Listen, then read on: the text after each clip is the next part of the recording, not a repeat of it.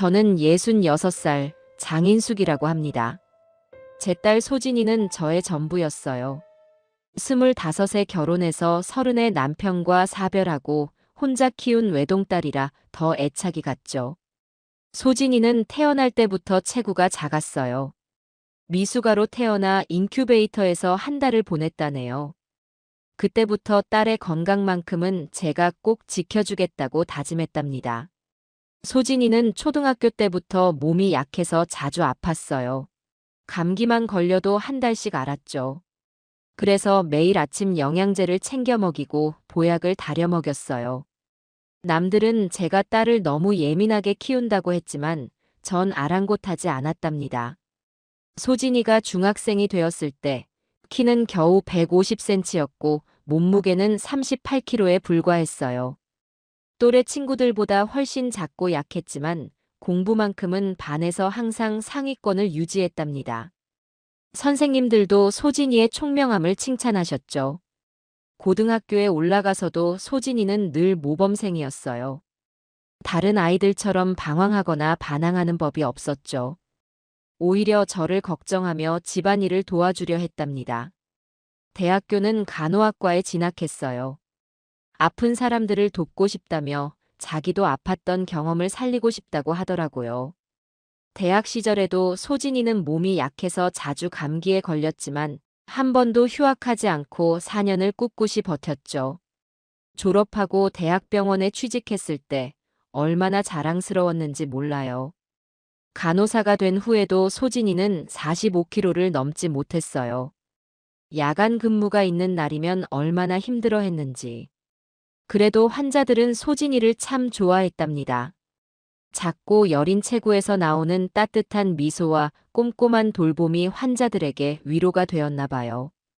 그러다 33세 변도현을 만났죠.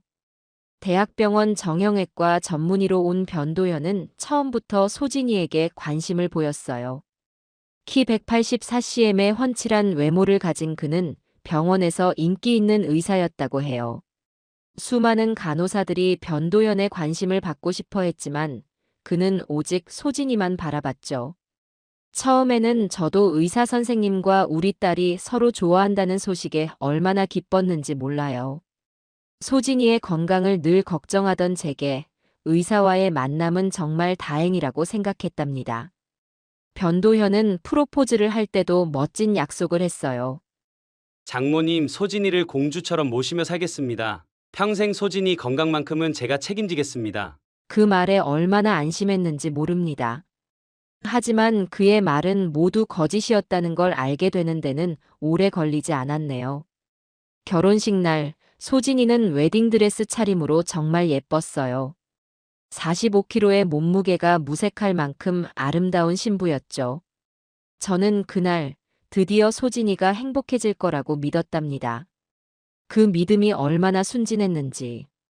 결혼 초기에는 소진이가 정말 행복해 보였어요. 신혼집은 강남 한복판 고급 아파트였죠. 변도현의 연봉이 높다 보니 웬만한 부잣집 부럽지 않은 생활이었답니다. 소진이는 결혼하고 나서도 간호사 일을 계속했어요. 남편이 같은 병원에서 일하니 출퇴근도 함께 할 수 있어 좋다고 하더라고요. 하지만 결혼 6개월이 지나면서 조금씩 이상한 점들이 눈에 띄기 시작했답니다. 처음에는 사소한 것들이었어요. 변도현이 야근이 잦아졌고 주말에도 응급 환자가 있다며 병원에 자주 나갔죠. 소진이는 그런 남편을 이해하려 했어요. 의사는 원래 바쁜 직업이잖아요. 엄마, 그렇게 말하는 딸이 안쓰러웠지만 저도 의사라는 직업을 이해하려 노력했답니다. 그러다 어느 날부터 소진이에게 이상한 부탁들을 하기 시작했어요. 친구의 이사를 도와달라는 거였죠. 소진아, 내 친구가 이사하는데 이사 비용이 너무 비싸대. 우리가 좀 도와주면 어떨까? 처음에는 그저 가끔 있는 부탁인 줄 알았어요. 하지만 그게 시작이었더라고요. 한 달에 한두 번씩 있던 이사 돕기가 점점 늘어났어요. 변도현의 의대 동기들, 고등학교 친구들, 심지어 골프 모임에서 만난 지인들의 이사까지. 45kg밖에 안 되는 소진이가 무거운 짐을 나르는 걸 보는 게 너무 힘들었죠. 소진아, 그렇게 무거운 걸 들지 마. 제가 그렇게 말하면 변도현은 오히려 저를 나무랐어요. 장모님, 요즘 젊은 애들은 운동도 해야 해요. 소진이가 너무 약하게 자랐잖아요. 그 말에 제가 할 말을 잃었답니다. 그래도 소진이는 한마디 불평도 없이 남편의 부탁을 들어주려 했어요. 이사를 도와주고 나면 집 청소는 기본이었죠. 새벽같이 일어나 청소하고 설거지하고 빨래하고. 간호사 일도 힘든데 주말마다 이사일에 청소까지 하는 걸 보니 제 마음이 찢어지더라고요. 그런데 더 놀라운 건 따로 있었어요. 소진이네 집장을 보러 갔다가 우연히 냉장고를 열어봤는데 텅 비어 있더라고요. 소진아, 냉장고가 왜 이래?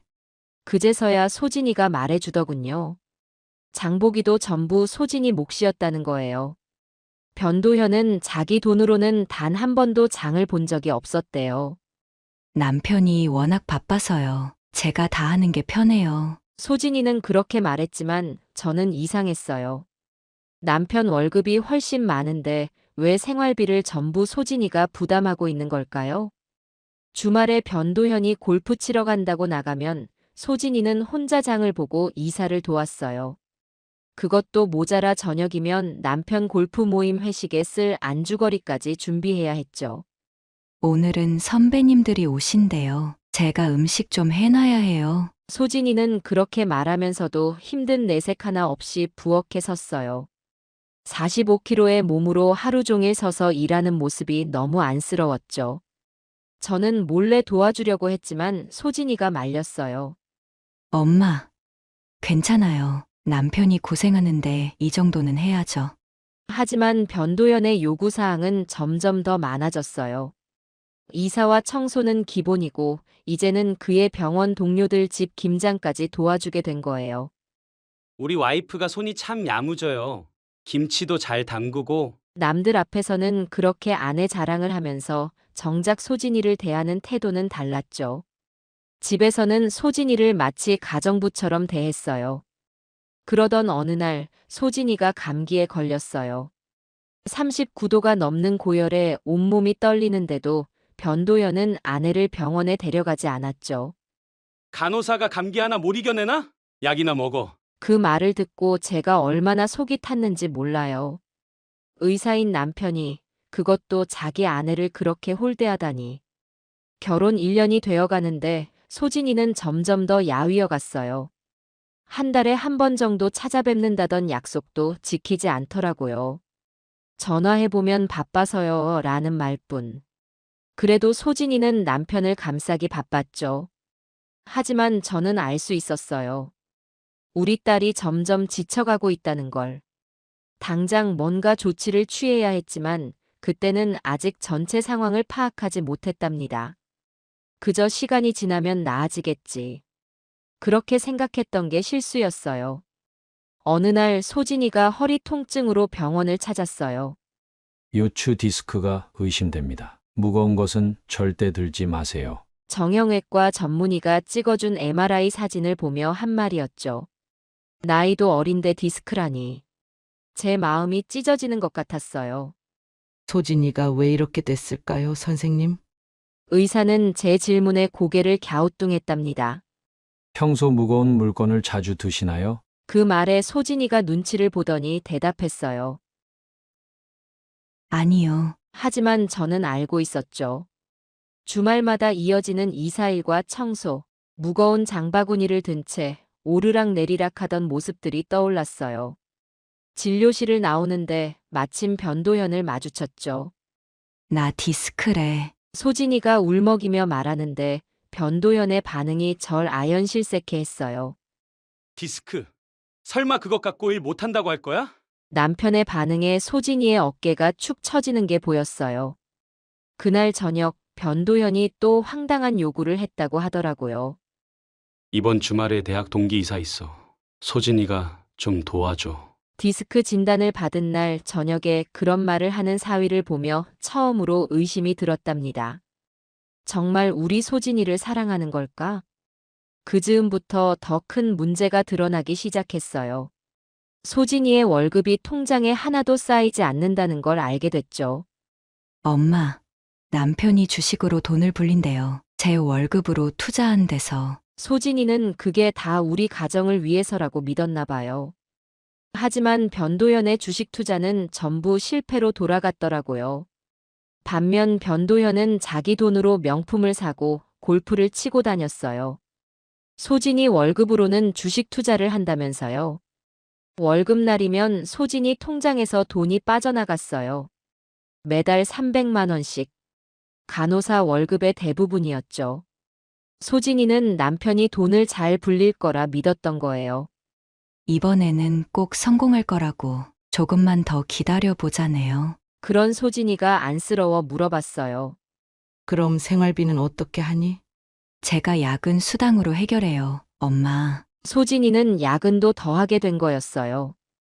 허리가 아파 진통제를 먹어가며 야근을 했다는 게 나중에야 알게 됐죠. 변도현은 자기 카드로 골프장 회원권을 끊었더라고요. 소진이 월급으로 주식한다더니 알고 보니 골프장 회원권을 산 거였어요. 한번 라운딩 치는데 들어가는 돈이 만만찮다던데. 거기에 골프 용품값까지 소진이 카드로 결제했다고 하더라고요. 소진이는 그래도 남편을 믿었어요. 골프가 여러 가지로 도움이 된대요. 인맥 관리도 하고. 그렇게 말하는 소진이의 눈빛이 예전 같지 않았어요. 퇴근 후에도 장보기와 집안일을 도맡아 하느라 녹초가 된 딸. 변도현은 또 무슨 투자를 한다며 돈을 요구했죠. 이번에는 가상화폐라나. 소진이는 적금까지 해약했어요. 결혼할 때 제가 건네준 2천만 원도 어느새 사라졌더라고요. 이게 마지막이래요. 이번에는 꼭 성공한대요. 소진이는 남편의 말만 믿고 있었어요. 하지만 변도현의 통장은 늘 두둑했죠. 외제차도 바꾸고 명품 시계도 사고. 다 우리 소진이 등골 빼먹은 돈이었던 거예요. 결혼 전에는 몰랐던 변도현의 허세도 보이기 시작했어요. 친구들 앞에서는 늘 돈 자랑을 했대요. 내가 수술 한 번 하면 몇 천만 원이야. 하지만 실상은 달랐죠. 수술비는 병원 수입이었고 그의 월급은 거의 다 자기 멋대로 써버렸어요. 그러면서도 매일 밤 소진이에게 돈 얘기를 했대요. 당신이 돈을 조금만 더 모아줘. 내가 이번에는 꼭 성공할 테니까. 그런 말로 소진이를 현혹시켰죠. 소진이는 점심값도 아끼며 살았어요. 병원 구내식당 한 끼 5천 원짜리로 때우고 변도현은 매일 외부에서 비싼 점심을 먹었지만요. 제가 이런 현실을 알게 된 건 우연한 계기였어요. 은행에 갔다가 소진이 통장 내역을 보게 된 거죠.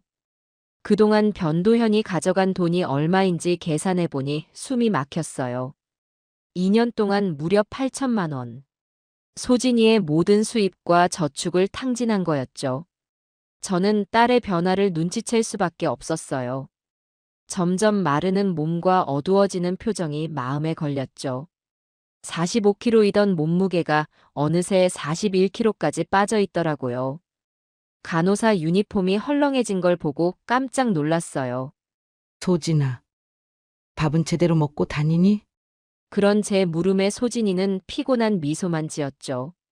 바빠서 그래요. 엄마, 곧 살찔 거예요. 하지만 딸의 모습은 날이 갈수록 초췌해져만 갔어요. 병원에서 만난 소진이의 동료 간호사가 저를 걱정스레 바라보더라고요. 어머님, 소진이 언니가 요즘 자주 실수를 해요. 환자 차트를 잘못 보고 약을 바꿔놓을 뻔했다고. 그 말을 듣는 순간 가슴이 덜컥 내려앉았어요. 꼼꼼하고 철저하기로 소문난 우리 딸이 무슨 일이 있는 게 분명했죠. 그러던 어느 날 소진이의 절친한 동생 미영이가 저를 찾아왔어요. 소진이 언니 이야기가 하고 싶어서 왔어요. 미영이의 표정이 심각해 보였죠. 도현 형부가 주말마다 골프장에서 젊은 여자들이랑 어울린대요. 그것도 소진이 언니 월급으로 산 골프채를 들고서 골프장 여직원들한테 언니 명품 가방을 선물한다는 소문도 있어요. 미영이는 울면서 말을 이었어요. 소진이 언니가 야근할 때 도현 형부가 술집에서 여자들이랑 노는 걸 봤어요. 제가 찍은 사진도 있어요. 미영이가 보여준 사진을 보는 순간 피가 거꾸로 솟는 것 같았어요. 비싼 양주를 마시며 젊은 여자들과 어울리는 변도현. 그것도 소진이가 밤 근무하는 날이었대요. 저도 더 이상은 가만히 볼 수 없어서 미영이는 떨리는 목소리로 말을 이었어요. 도현 형부가 골프장 여자들이랑 제주도 여행도 다녀왔대요. 그때 소진이 언니한테는 학회 간다고 했다면서요. 충격적인 이야기는 거기서 끝이 아니었어요. 도현 형부가 골프장 여직원이랑 사귄다는 소문이. 미영이의 말은 끝나지 않았지만 저는 더 이상 들을 수가 없었죠. 소진이가 그토록 아끼던 남편이 하루 종일 일하고 야근하는 아내의 등을 치면서 이런 배신을 저지르고 있었다니. 그날 밤 잠을 이룰 수가 없었어요. 소진이에게 이 사실을 어떻게 말해야 할지. 아니, 과연 말해야 하는 건지 밤새 고민했답니다. 다음 날 미영이가 또 찾아왔어요. 이번에는 더 충격적인 증거를 들고서 도현 형부가 골프장 여자들이랑 찍은 사진이에요. 호텔 로비에서 찍은 사진이었죠. 소진이의 결혼 기념일 날짜가 찍혀 있는 사진을 차마 더 볼 수가 없었어요. 그날 소진이는 남편이 당직이라 혼자 보냈다고 했는데 새벽까지 응급실에서 일하고 지친 몸을 이끌고 퇴근했다는데 그 시간에 남편은 다른 여자와 가슴이 찢어지는 것 같았어요. 이제 어떡하죠? 미영이도 울고 있었어요. 소진이가 얼마나 상처받을지 걱정되었겠죠. 하지만 더 이상 모른 척 할 수는 없었어요. 이대로 두면 우리 딸이 더 큰 상처를 받을 테니까요. 미영이는 계속해서 증거를 모아왔어요. 변도현이 골프장 여성과 찍은 사진들, 비싼 레스토랑에서 밥 먹는 모습, 심지어 소진이의 명품 가방을 들고 있는 여자의 사진까지. 모든 게 명확했어요. 변도현의 배신은 이미 오래전부터 시작된 거였죠. 그리고 그 모든 걸 소진이의 돈으로, 소진이의 희생으로. 더 이상은 안 되겠다고 마음먹었어요. 이제는 제가 나서야 할 때였죠. 하지만 그 전에 확실한 증거가 더 필요했어요. 그래서 저는 계획을 세웠답니다. 이 모든 것을 밝혀내고 우리 딸을 구해내기 위한 계획을. CCTV를 설치하기로 결심한 건 그날부터였어요. 미영이가 소개해준 탐정의 도움을 받아 시작했죠. 신혼집 거실과 주방, 그리고 현관까지 변도현의 일거수일투족을 감시하기 시작했어요. 처음에는 죄책감도 들었지만 이제는 방법이 없었죠. 첫날부터 충격적인 장면이 찍혔어요. 소진이가 아침 일찍 출근하고 난 후 낯선 여자가 소진이네 집 비밀번호를 누르고 들어오는 장면이 찍혔죠. 그것도 소진이의 슬리퍼를 신고서 마치 자기 집인 것처럼 편하게 드나드는 모습에 치가 떨렸어요. 그 여자는 소진이의 옷장을 뒤졌어요. 소진이가 아끼던 명품 가방을 꺼내 들더니 거울 앞에서 한참을 들어보다가 그대로 들고 나가는 거예요. 그것도 한두 번이 아니었죠. 일주일 동안 3명의 다른 여자들이 드나들었어요. 각자 다른 시간대에 마치 시간표라도 정해놓은 것처럼 소진이의 화장품을 사용하고 소진이의 옷을 입어보고 심지어 소진이의 침대에서 낮잠을 자기도 했죠. 변도현은 그 여자들과 함께 제 눈으로 영상을 보면서도 믿기지 않았어요. 딸의 신혼집이 이런 곳이 되다니. 하루는 변도현이 여자들을 데리고 와서 파티를 벌였어요. 소진이가 야간 근무인 걸 알고서 비싼 양주를 마시고 음악을 크게 틀고 변도현은 그 여자들 앞에서 허세를 부렸죠. 내가 벌어다주는 돈으로 와이프가 이런 명품백을 사네. 소진이가 직접 번 돈으로 산 가방인데 새빨간 거짓말을 하는 걸 보며 치가 떨렸어요. 녹화 영상은 매일매일 충격의 연속이었죠.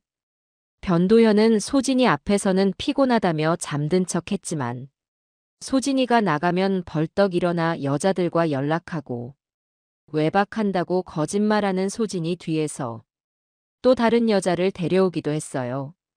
한 달 동안 지켜본 결과 무려 5명의 여자가 드나들었죠. 각각 다른 요일에 마치 정해진 스케줄처럼. 그들은 소진이의 신혼집을 자신들의 아지트로 사용했어요. 증거는 차곡차곡 쌓여갔죠.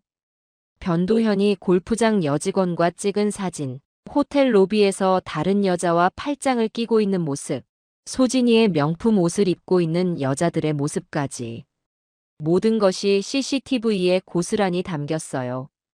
가장 참을 수 없었던 건 변도현이 그 여자들에게 한 말이었죠. 와이프는 별로 신경 쓰지 마. 돈 벌어다 주는 ATM일 뿐이야. 곧 이혼하고 너가 이 집으로 들어올 거야. 이런 말들을 서슴없이 하는 걸 들으며 제 심장이 무너져 내리는 것 같았어요.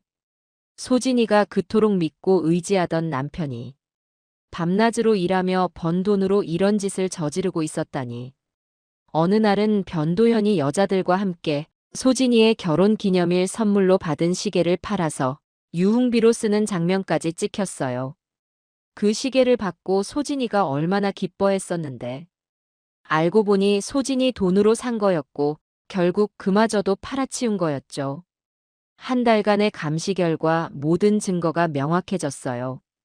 변도현의 이중생활, 여자들과의 만남, 소진이 재산 탕진까지. 이제는 더 이상 지켜볼 수만은 없었죠. 증거를 모으면서 제 분노도 커져만 갔어요. 이 모든 걸 어떻게 소진이에게 말해야 할지. 하지만 이대로 두면 우리 딸의 인생이 망가질 거라는 걸 너무나 잘 알고 있었답니다. 소진이가 류마티스 관절염 진단을 받은 건 그 즈음이었어요. 병원에서 진료 결과를 기다리는데 의사 선생님의 표정이 심각했죠. 과도한 육체노동과 스트레스로 인한 자가면역 질환입니다. 이대로 가다간 평생 고생하실 수 있어요. 소진이는 그 자리에서 울음을 터뜨렸어요. 간호사인 소진이는 이 병이 얼마나 무서운지 잘 알고 있었거든요. 평생 약을 먹어야 하고 관절이 굳어갈 수도 있고 젊은 나이에 휠체어 신세를 질 수도 있다는 걸. 의사는 소진이의 상태가 꽤 진행됐다고 했어요. 손가락 관절이 붓고 아파서 주사기도 제대로 못 잡을 정도였죠. 그동안 소진이가 얼마나 고통스러웠을지 생각만 해도 가슴이 미어졌어요. 당분간은 절대 안정이 필요합니다. 무거운 것은 들지 마시고. 의사의 말이 채 끝나기도 전에 소진이의 휴대폰이 울렸어요. 발신자는 변도현이었죠. 여보, 오늘 저녁에 친구 이사가 있는데 소진이는 눈물을 삼키며 전화를 받았어요. 오늘은 병원에 있어서 뭐? 또 아프다고? 너 요즘 왜 이러는 거야? 변도현의 목소리가 화가 난 것처럼 들렸어요. 여보, 의사 선생님이 류마티스. 유마티스가 뭐? 그깟 관절염 가지고 친구 이사 하나 도와주기도 싫은 거야? 전화기 너머로 들리는 변도현의 말 한마디 한마디가 칼날이 되어 제 가슴을 파고들었어요. 결국 소진이는 그날도 이사를 도와주러 갔죠. 저는 말렸지만 소진이는 고개를 저었어요. 엄마, 남편이 부탁하는데 어떡해요? 이번만 도와주고 쉴게요. 하지만 그게 끝이 아니었죠. 다음 날도 그 다음 날도 변도현의 요구는 계속됐어요. 이번 주말에는 선배 이사야. 다음 주는 골프 모임 회식 준비해야 해. 소진이는 진통제를 먹어가며 버텼죠. 손가락이 붓고 아파서 주사기도 못 잡는 간호사가 무거운 이사짐을 나르고 하루 종일 회식 음식을 준비했어요. 병원에서는 소진이더러 휴직을 권했어요.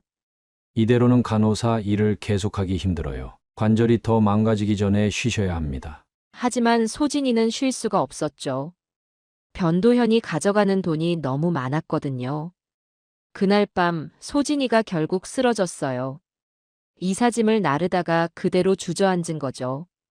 119 구급차가 올 때까지 변도현은 한숨만 쉬더래요. 야, 이사 늦어지잖아. 빨리 일어나지 못해? 소진이를 향한 남편의 말에는 걱정이나 사랑이 없었어요. 응급실에 실려간 소진이를 두고 변도현은 이사장으로 돌아갔대요. 이삿짐 정리하고 올게. 그 말을 남기고 사라진 변도현. 소진이는 그날도 남편을 이해하려 했어요. 바빠서 그래요. 엄마, 이사하는 친구한테 먼저 가봐야죠. 그 말을 하는 소진이의 눈에서 눈물이 흘렀어요. 의사는 입원을 권했지만 소진이는 거절했죠. 내일 출근해야 해요. 남편 골프 회식도 있고. 그 모습을 보며 제 마음도 찢어졌어요. 이렇게 착하기만 한 우리 딸이 이런 대우를 받아야 한다는 게 도저히 참을 수가 없었죠.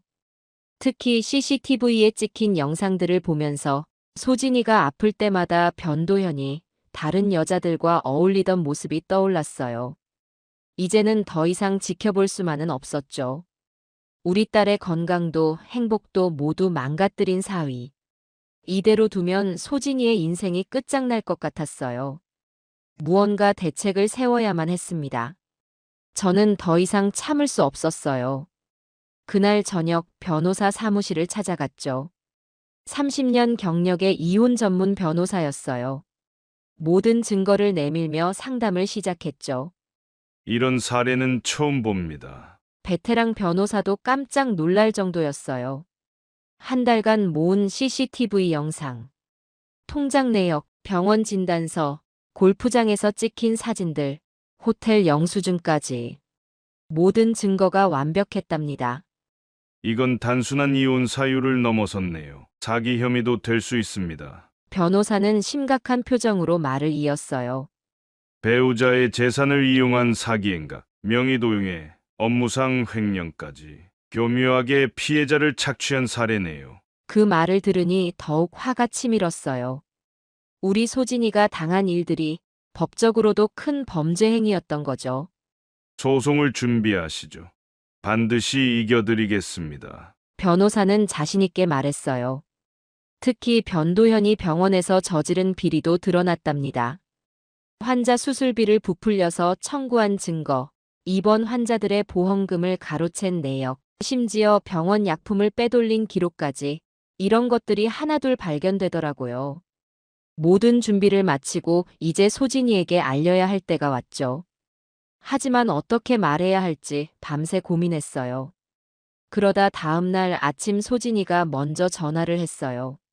엄마, 나 이제 못 참겠어요. 딸의 목소리가 떨리고 있었죠. 여보, 통장에 돈이 하나도 없어. 이번 달 생활비도 없는데. 전화기 너머로 들리는 변도현의 목소리. 돈 없으면 니네 엄마한테 빌려오든가. 나는 지금 바빠. 그렇게 전화가 끊겼대요. 소진이는 울면서 제게 찾아왔어요. 바로 그때 제가 모아둔 모든 증거를 보여주었죠. 한동안 말을 잃은 소진이. 그저 멍하니 화면을 바라보더니 엄마, 나 바보였죠? 소진이의 눈에서 눈물이 흘렀어요. 저는 딸을 꼭 안아주었죠. 아니야. 너는 그저 사랑했을 뿐이야. 이제 엄마가 도와줄게. 소진이는 오랫동안 울었어요. 그동안 참았던 눈물이 한꺼번에 쏟아져 나왔나 봐요. 제 품에 안겨 어린아이처럼 흐느끼는 딸. 그 모습을 보며 제 마음도 찢어졌죠. 하지만 이제는 달라질 거예요. 소진이도 모든 걸 알게 됐으니 새로운 시작을 할 수 있을 거예요. 변호사와의 상담 내용도 들려주었죠. 이혼 소송을 준비했어. 너는 이제 쉬어도 돼. 소진이는 고개를 끄덕였어요. 마침내 결심을 한 거죠. 그날 이후 소진이는 병원에 입원했어요. 류마티스 관절염 치료를 위해서, 그리고 그동안의 상처를 치유하기 위해서 변도현에게는 말하지 않았죠. 어차피 그는 신경 쓰지도 않을 테니까요. 예상대로 변도현은 소진이가 입원한 걸 며칠이 지나서야 알았대요. 그것도 병원 동료들 얘기를 듣고서 전화 한 통 없었던 남편. 오히려 소진이가 입원한 동안 더 화려한 생활을 즐기더라고요. 고급 술집에서 여자들과 어울리고 명품 매장을 돌아다니며 쇼핑을 하고, 그것도 전부 소진이 명의의 카드로. 참으로 뻔뻔한 사람이었죠. 이제 모든 준비가 끝났어요. 소진이의 건강이 조금 회복되기를 기다렸다가 본격적인 법적 대응을 시작하기로 했죠. 우리 딸의 인생을 완전히 새로 시작하기 위해서 이번에는 제가 끝까지 지켜줄 거예요. 소진이의 행복을 앗아간 사람에게 그에 합당한 대가를 치르게 할 거예요. 이제 시작이었죠. 진짜 전쟁은 이제부터. 사위의 직장 동료들에게 연락하기로 마음먹은 건 그날이었어요. 변도현이 근무하는 병원 의사들과 간호사들의 연락처를 모았죠. 미영이의 도움이 컸어요. 간호사들 사이에서는 이미 소문이 파다했더라고요. 도현 선생님이 수술비를 부풀린다는 소문이 있어요. 미영이가 전해준 이야기는 충격적이었죠. 환자들의 수술비를 더 받아서 그 차액을 착복했다는 거예요. 보험금 청구도 과다하게 했대요. 그것도 한두 번이 아니었죠. 특히 외국인 환자들을 상대로 이런 짓을 많이 했다고 해요. 증거 자료를 정리해서 병원장에게 메일을 보냈어요. 변도현의 비리 증거와 함께 그가 저지른 악행도 모두 첨부했죠. 골프장에서 만난 여성들의 남편들에게도 연락했어요. 그들도 충격에 빠졌더라고요. 우리 와이프가 그 의사랑 분노한 남편들이 하나둘 모이기 시작했죠. 다들 법적 대응을 하겠다고 했어요. 그 중에는 유명 기업 대표도 있었고 법조계 종사자도 있었답니다. 변도현의 신용카드 내역도 첨부했어요. 환자 수술비로 받은 돈으로 고급 술집에서 접대를 하고 여자들과 호화로운 여행을 다닌 기록, 모든 게 고스란히 드러났죠. 순식간에 사위의 이중 생활이 폭로되었어요. 병원에서는 긴급 의사회의가 소집되었대요. 변도현의 비리를 조사하기 위한 특별팀도 꾸려졌죠. 외국인 환자들의 민원도 쏟아지기 시작했어요. 과다 청구된 수술비에 대한 환불 요청, 병원의 신뢰도가 땅에 떨어졌죠. 그동안 변도현이 쌓아온 거짓된 명성이 하루아침에 무너져 내렸어요. 동료 의사들은 그를 외면하기 시작했고 간호사들도 그와 일하기를 거부했답니다. 특히 수술실 간호사들이 강하게 반발했어요. 도연 선생님이 집도하는 수술은 못 들어가겠습니다. 환자의 안전을 보장할 수 없어요. 병원 내에서 변도현의 입지는 완전히 사라졌죠. 골프장 여성들의 남편들도 움직이기 시작했어요. 그들은 각자의 방법으로 변도현을 압박했죠. 법적 고발은 물론이고 그의 비리를 언론에 제보하겠다는 협박도 이어졌어요. 변도현은 당황하기 시작했죠. 이렇게 많은 사람들이 한꺼번에 자신을 조여올 줄은 몰랐나 봐요. 특히 병원에서 징계위원회가 열린다는 소식에 완전히 혼이 나갔더라고요. 그동안 쌓아온 의사 경력이 한순간에 물거품이 될 판이었으니까요. 환자 차트를 조작한 증거도 나왔어요. 수술 후 상태를 과장해서 기록하고 불필요한 검사를 추가로 처방한 흔적, 모든 게 돈과 연관되어 있었죠. 약품 관리 대장도 조작되어 있었어요. 비싼 항생제를 빼돌린 흔적이 발견됐죠. 그것들이 어디로 갔는지는 조사해보면 곧 드러날 거예요. 징계위원회 날짜가 잡혔다는 소식이 들려왔어요. 변도현의 얼굴이 하얗게 질렸대요. 내가 지금까지 쌓아온 게 그제서야 자신의 처지를 깨달은 모양이었죠. 하지만 이미 늦었어요. 그가 저지른 악행의 대가를 이제는 치러야 할 때가 온 거죠. 여기서 끝이 아니었어요. 또 다른 폭로가 기다리고 있었거든요. 이제 시작일 뿐이에요. 변도현의 민낯이 하나둘 드러나면서 그의 인생이 송두리째 흔들리기 시작했죠. 이것이 바로 제가 원하던 거예요. 우리 소진이를 괴롭힌 대가, 이제야 치르기 시작한 거니까요. 소진이의 이혼 소송은 예상보다 빨리 진행되었어요. 저는 사위 집안에 찾아가기로 결심했죠.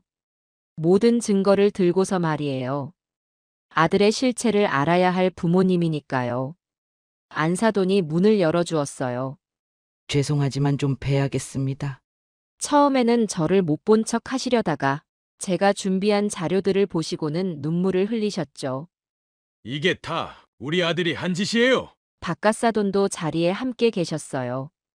두 분 다 아들의 행실에 큰 충격을 받으셨죠. 특히 CCTV 영상을 보시고는 할 말을 잃으셨더라고요. 이런 못된 짓을 어떻게? 안사돈은 오열하셨어요.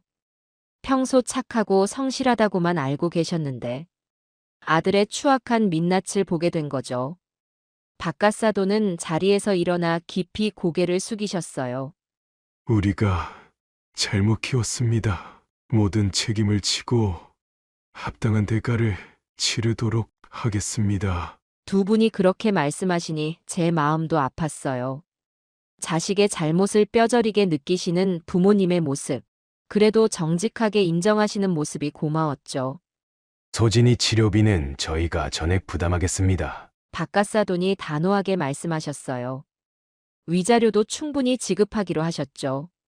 우리 며느리한테 못할 짓을 한 놈이 안사돈은 계속 눈물만 흘리셨어요. 알고 보니 변도현은 부모님께도 거짓말을 했더라고요. 매달 부모님께 용돈을 드린다며 소진이 월급을 빼돌린 적도 있었대요.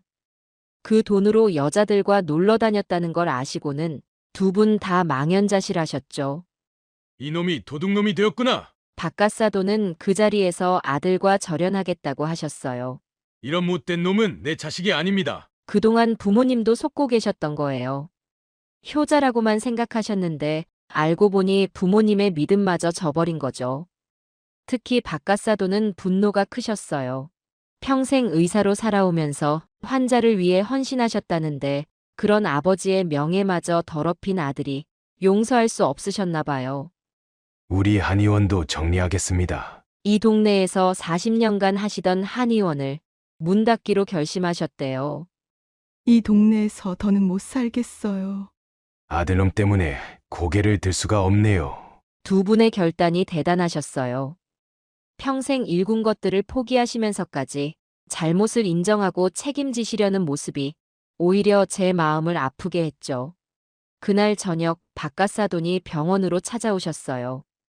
소진이를 직접 만나고 싶다고 하셨죠. 며느리야, 이 못난 시아버지가 소진이 앞에서 큰 절을 올리셨어요. 일어나세요, 아버님. 소진이도 눈물바다가 되었죠. 박가사돈은 통장을 내미셨어요. 앞으로의 치료비는 여기서 쓰거라. 병원비뿐만이 아니었어요. 앞으로 소진이가 새 삶을 살아갈 수 있도록 충분한 위자료도 준비해 오셨더라고요.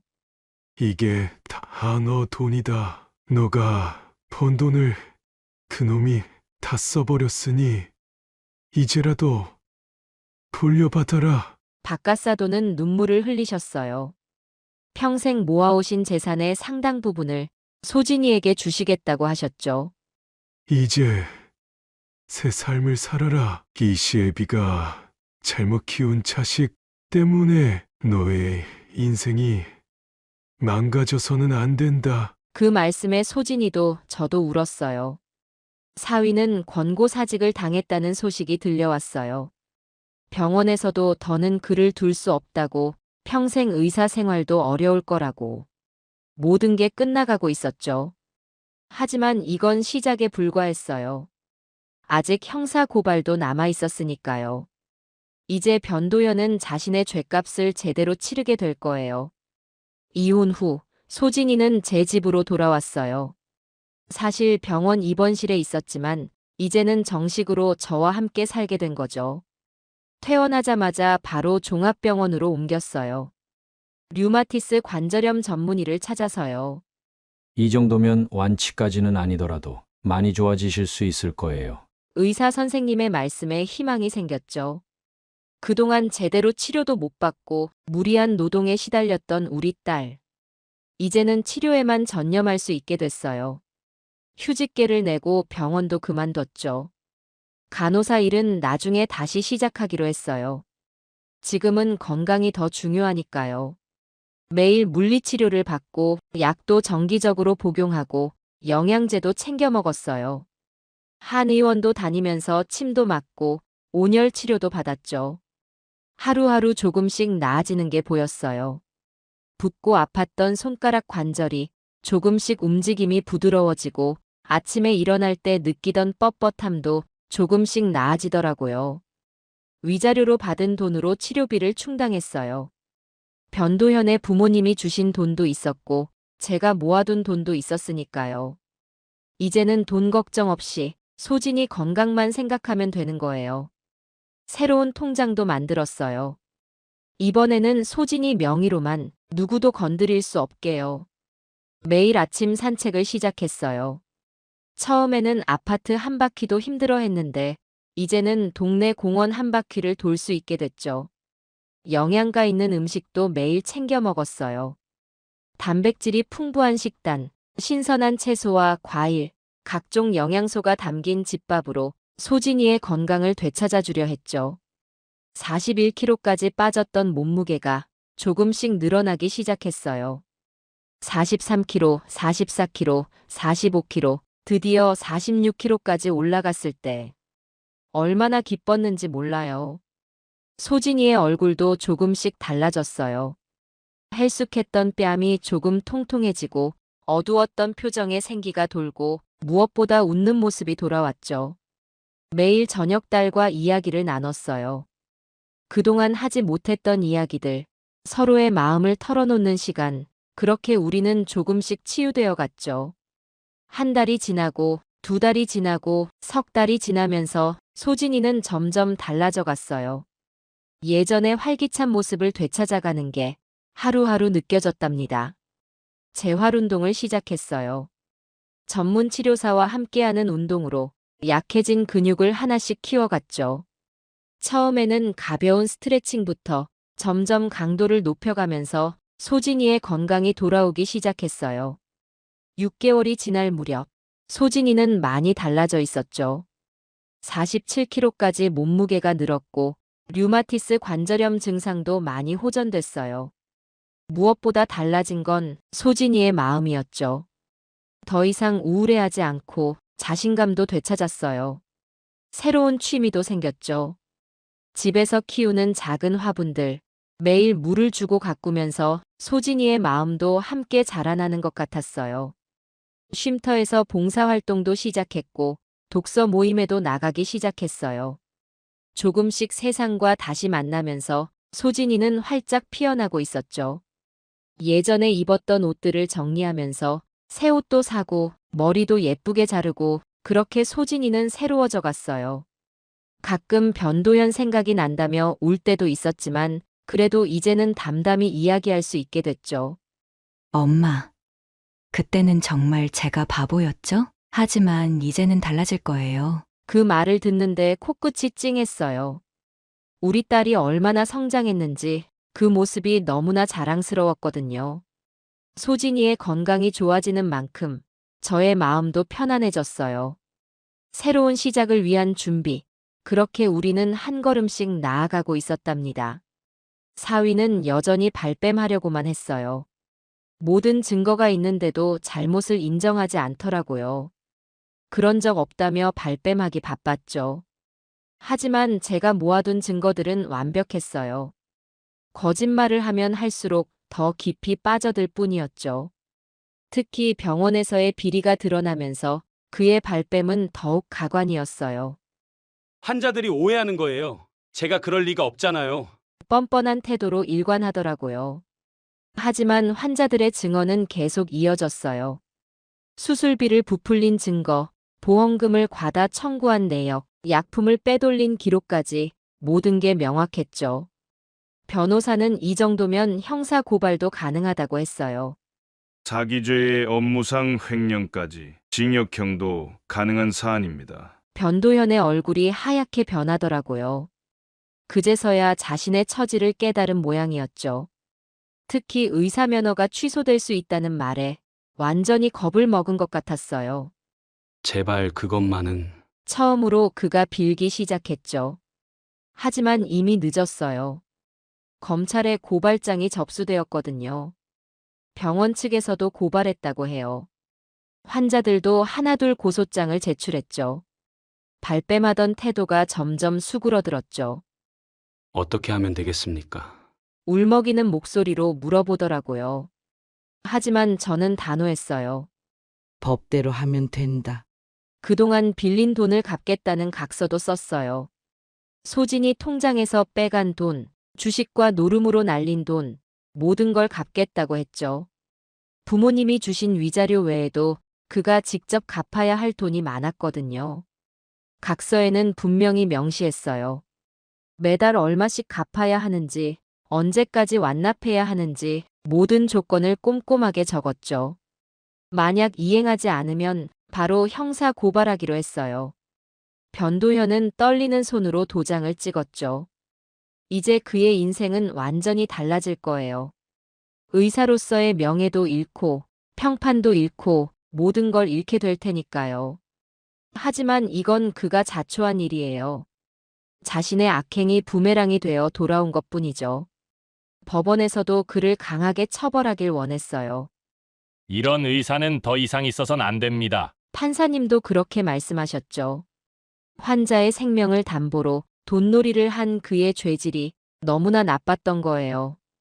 특히 외국인 환자들을 상대로 사기 행각을 벌인 것이 문제였죠. 국가의 위신까지 실추시켰다며 판사님이 크게 화를 내셨어요. 검찰 조사도 시작되었죠. 그의 범죄 행각이 하나둘 드러나면서 모든 게 명백해졌어요. 병원에서도 추가 증거를 제출했대요.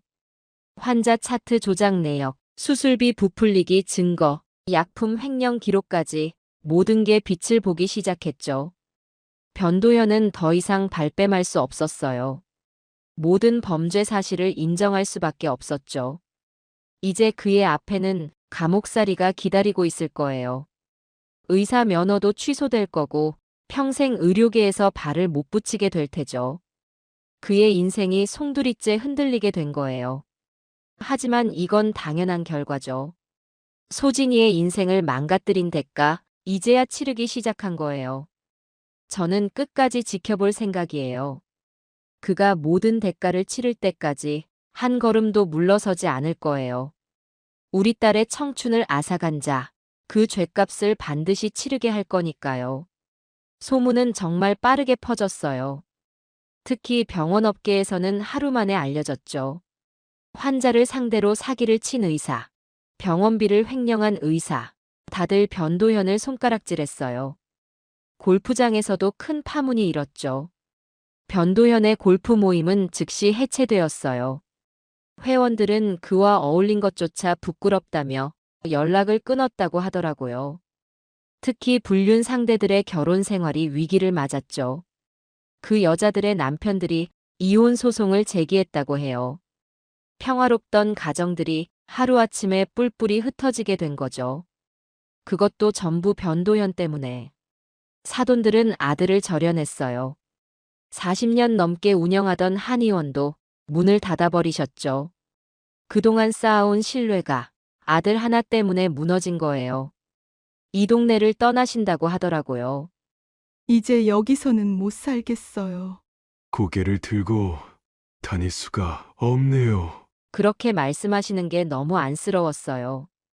평생 정직하게 살아오신 분들이 아들의 죄를 뒤집어 쓰고 낯선 곳으로 떠나야 하는 현실이 너무나 가슴 아팠죠. 주변 사람들은 오히려 제가 잘했다고 했어요. 장모님이 현명하셨네요. 그런 사위는 빨리 잘라내는 게 맞아요. 특히 소진이의 동료 간호사들이 적극적으로 지지해줬어요.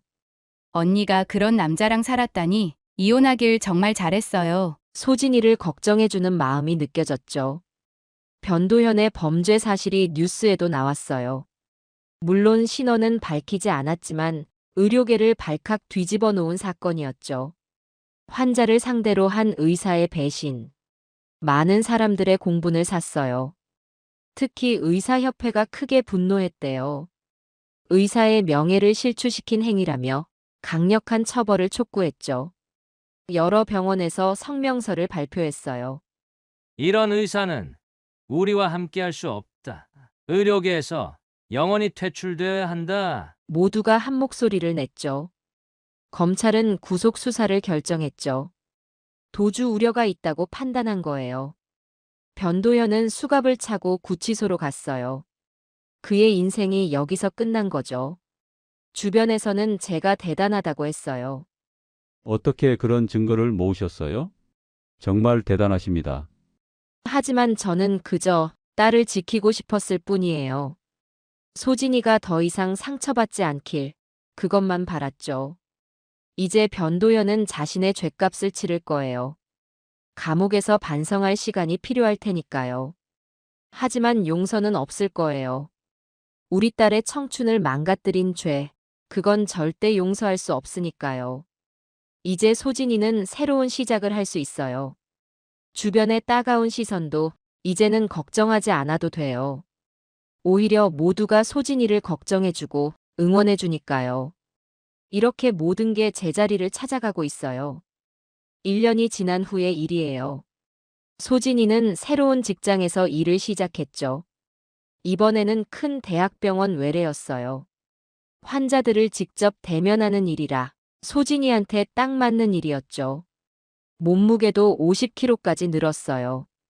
건강한 식단과 꾸준한 운동 덕분이죠. 예전에 헬쑥했던 모습은 찾아볼 수 없게 되었어요. 볼살도 조금 오르고 피부도 좋아지고 눈빛에도 생기가 돌았죠. 류마티스 관절염도 많이 호전되었어요. 꾸준한 치료 덕분이었죠. 이제는 아침에 일어날 때 관절이 뻣뻣한 것도 많이 나아졌어요. 손가락 관절도 부드러워져서 다시 주사기도 잘 다룰 수 있게 되었죠. 환자들은 소진이를 무척 따랐어요. 소진 선생님 손이 참 따뜻해요. 주사도 하나도 안 아프게 놓으시고. 그런 말을 들을 때마다 제 가슴도 따뜻해졌답니다. 동료들과의 관계도 좋았어요.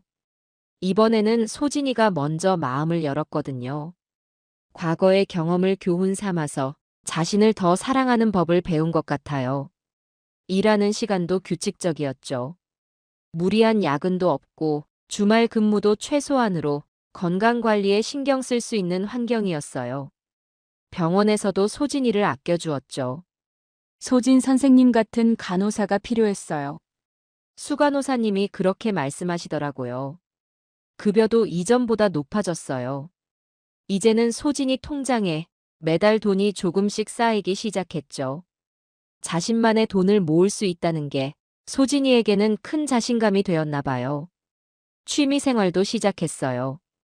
주말에는 요가 학원에 다니고 평일 저녁에는 영어 회화도 배우고 이것저것 새로운 도전을 하더라고요.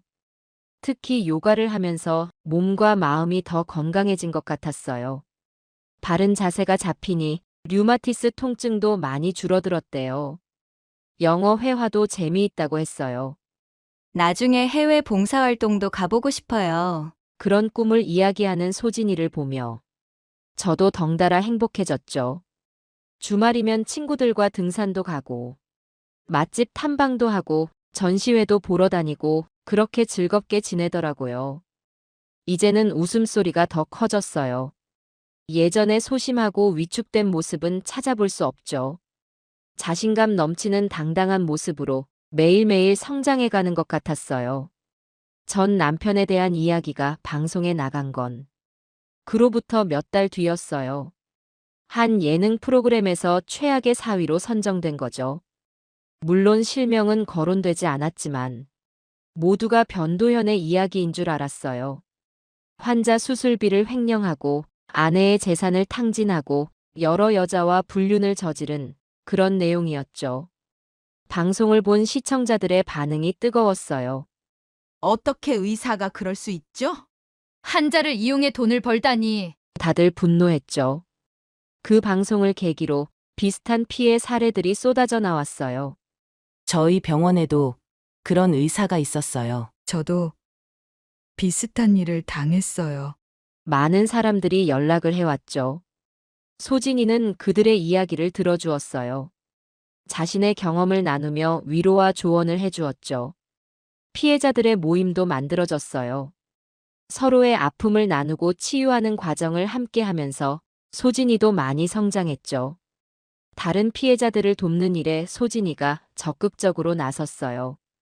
법률 상담을 연결해주고 심리 상담도 주선하고 그렇게 봉사하는 모습이 아름다웠죠. 방송 이후로 의료계의 자정 활동도 강화되었어요.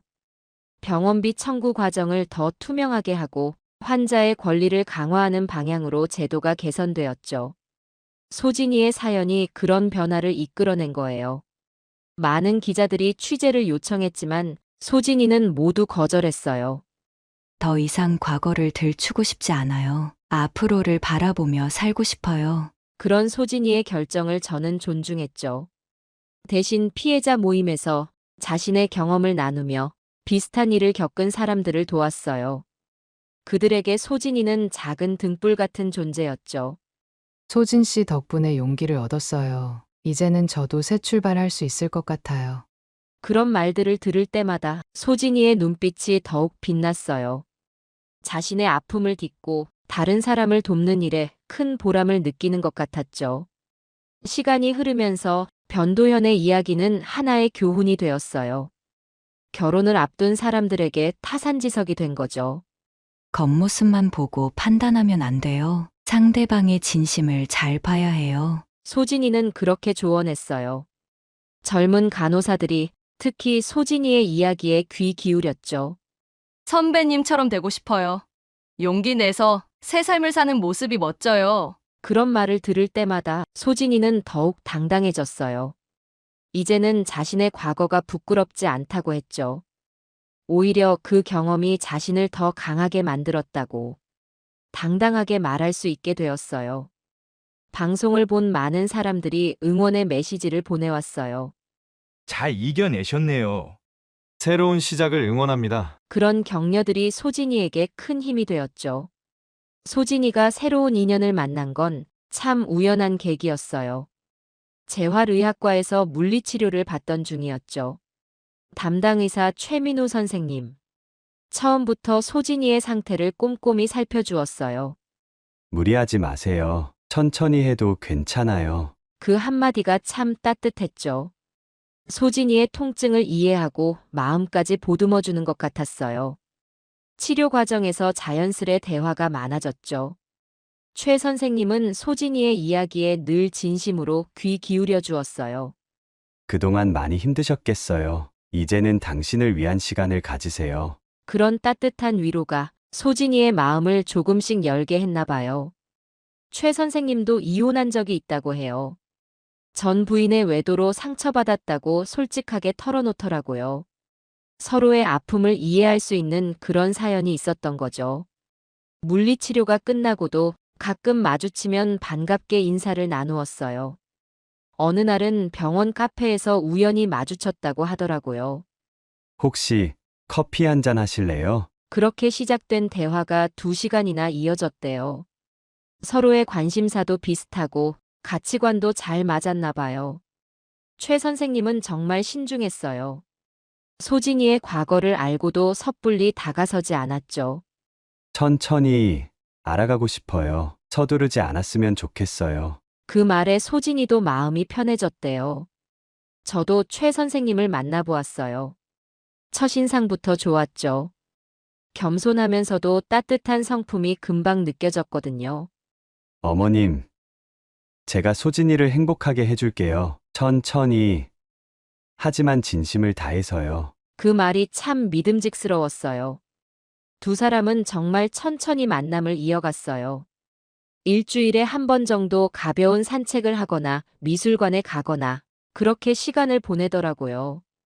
최 선생님은 소진이의 건강을 늘 걱정했어요. 오늘은 좀 피곤해 보이네요. 무리하지 마세요. 그런 세심한 배려가 소진이의 마음을 움직인 것 같아요. 서로를 알아가는 시간. 6개월이 흘렀어요. 그동안 최 선생님은 한결같은 모습을 보여주었죠.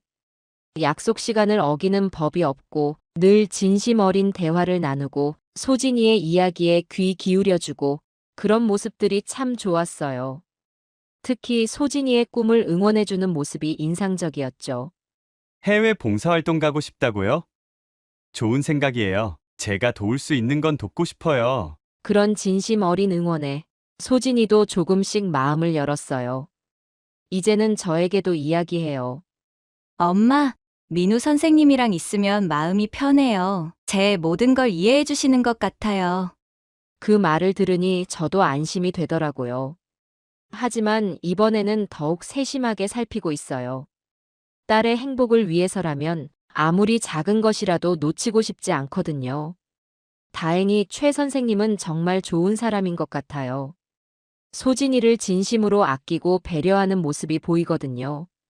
이제 소진이가 진정한 행복을 찾았으면 좋겠어요.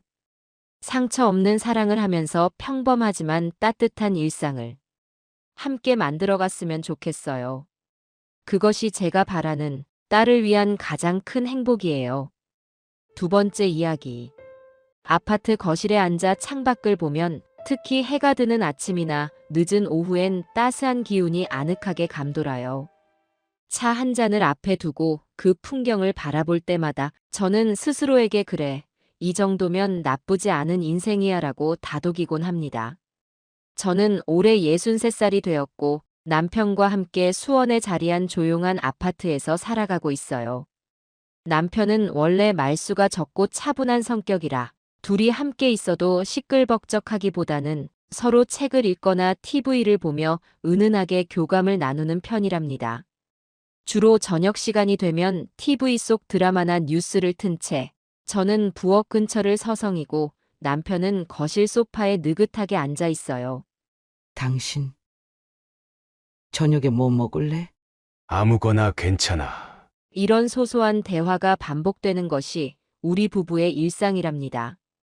돌이켜보면 저는 40대 초반에 당뇨 판정을 받았을 때가 인생의 가장 큰 전환점 중 하나였던 것 같아요. 처음에는 적잖이 충격이어서 내가 이렇게 관리를 하며 살아가야 하다니 하고 한참 울기도 했어요. 하지만 의사 선생님이 비교적 희망적인 말을 해주셨어요. 당뇨는 관리만 잘하면 크게 문제되지 않습니다. 식이요법과 운동, 꾸준히 신경 써주세요. 그 말을 믿고 저 나름대로 식사량을 조절하고 산책을 빼먹지 않는 습관을 들였어요. 그렇게 10수년이 지나는 동안 당뇨는 제 생활의 일부가 되었고 이제는 혈당계 수치를 체크하는 것도 별로 어렵지 않아요. 남편 역시 제 식단에 맞춰주느라 닭가슴살 위주의 반찬을 준비하거나 튀긴 음식보다 찜이나 구이 쪽으로 요리 방식을 바꾸는 등 나름대로 도움을 많이 줬습니다. 그러다 보니 자연스레 집안은 달달한 간식과는 거리가 멀어졌어요. 쿠키나 케이크 같은 것은 어쩌다 손님이 오시는 때나 특별한 날에만 준비하고 평소에는 과일도 당도가 높은 것보다는 사과 자몽 등을 조금씩만 먹었답니다. 그러다 보니 아들 현우가 성장할 때 저는 늘 마음 한구석이 미안했어요. 어린아이들은 초콜릿이나 사탕을 좋아하잖아요. 그런데 엄마가 당뇨라 집 안에서는 단 음식을 거의 구경하기 어려웠으니 혹시 현우가 우리 집은 왜 이렇게 간식이 없어? 하고 속으로 불만을 갖진 않았을까 싶어서요. 물론 현우가 겉으로 그런 티를 낸 적은 거의 없었어요. 오히려 엄마, 나 이거 먹어도 돼요? 하며 물어보던 아이였죠. 그래도 저는 엄마로서 괜히 죄책감이 들곤 했답니다. 하지만 그럼에도 현우는 무탈하게 그리고 아주 잘 자라주었습니다. 명문 대학교에 입학해 대기업에도 합격했고 일찍 결혼해서 제게 예쁜 며느리를 데려왔죠. 결혼 초반까지만 해도 자주 집에 오고 어머니, 뭐 필요한 거 없으세요? 하고 곧잘 물어보곤 했는데 결혼 생활이 안정되고 직장일이 바빠지자 자연스레 연락이 뜸해졌어요. 그래도 카톡 정도는 주고받았죠. 엄마, 나 잘 지내니까 걱정 마세요. 남편도 제게 종종 물어요. 당신, 현우네는 이번 설에 올 것 같아? 글쎄, 작년엔 하루 잠깐 들렀잖아. 이번에도 비슷하지 않을까? 남편의 목소리는 늘 희미한 기대를 품고 있으면서도 혹시나 실망할까봐 미리 방어하는 듯한 뉘앙스가 담겨 있어요. 저도 사실 똑같은 마음이에요. 안 오겠지 하고 체념하면서도 막상 명절이 가까워지면 작은 바람이 생기더라고요. 이번엔 좀 오래 머무르지 않을까? 뭔가 선물을 준비해 오지 않을까? 이번에 현우가 성과급을 꽤 받았다는데 혹시 우리 쪽도 좀 챙겨주려나? 남편은 낮은 목소리로 그렇게 기대감을 내비쳤어요. 상상만으로도 괜스레 마음이 들떴어요. 사실 특별한 선물을 바라는 건 아니었지만 자식이 생각해주는 마음이 느껴지면 그것만으로도 충분하다고 여겼어요. 떡국, 육수나 더 진하게 우려낼까? 잡채나 전도 미리 준비해 둘까? 이런저런 요리를 구상하는 동안 예전부터 좋아하던 반찬들을 아들이 맛있게 먹던 모습이 자연스레 떠올랐습니다. 그때마다 어머니 음식이 최고라며 한껏 칭찬해주던 기억이 있어 설날이 되면 그 순간을 다시 볼 수 있을 거라는 작은 기대감이 싹 텄어요. 아들이 올해는 정말 달라졌을까? 아니면 작년처럼 잠깐 얼굴만 비추고 갈까? 스스로도 헛된 희망은 갖지 말자고 다짐하면서도 마음 한구석에서 자꾸만 이번에는 좀 더 머물러 주지 않을까? 하는 소리가 들려왔어요.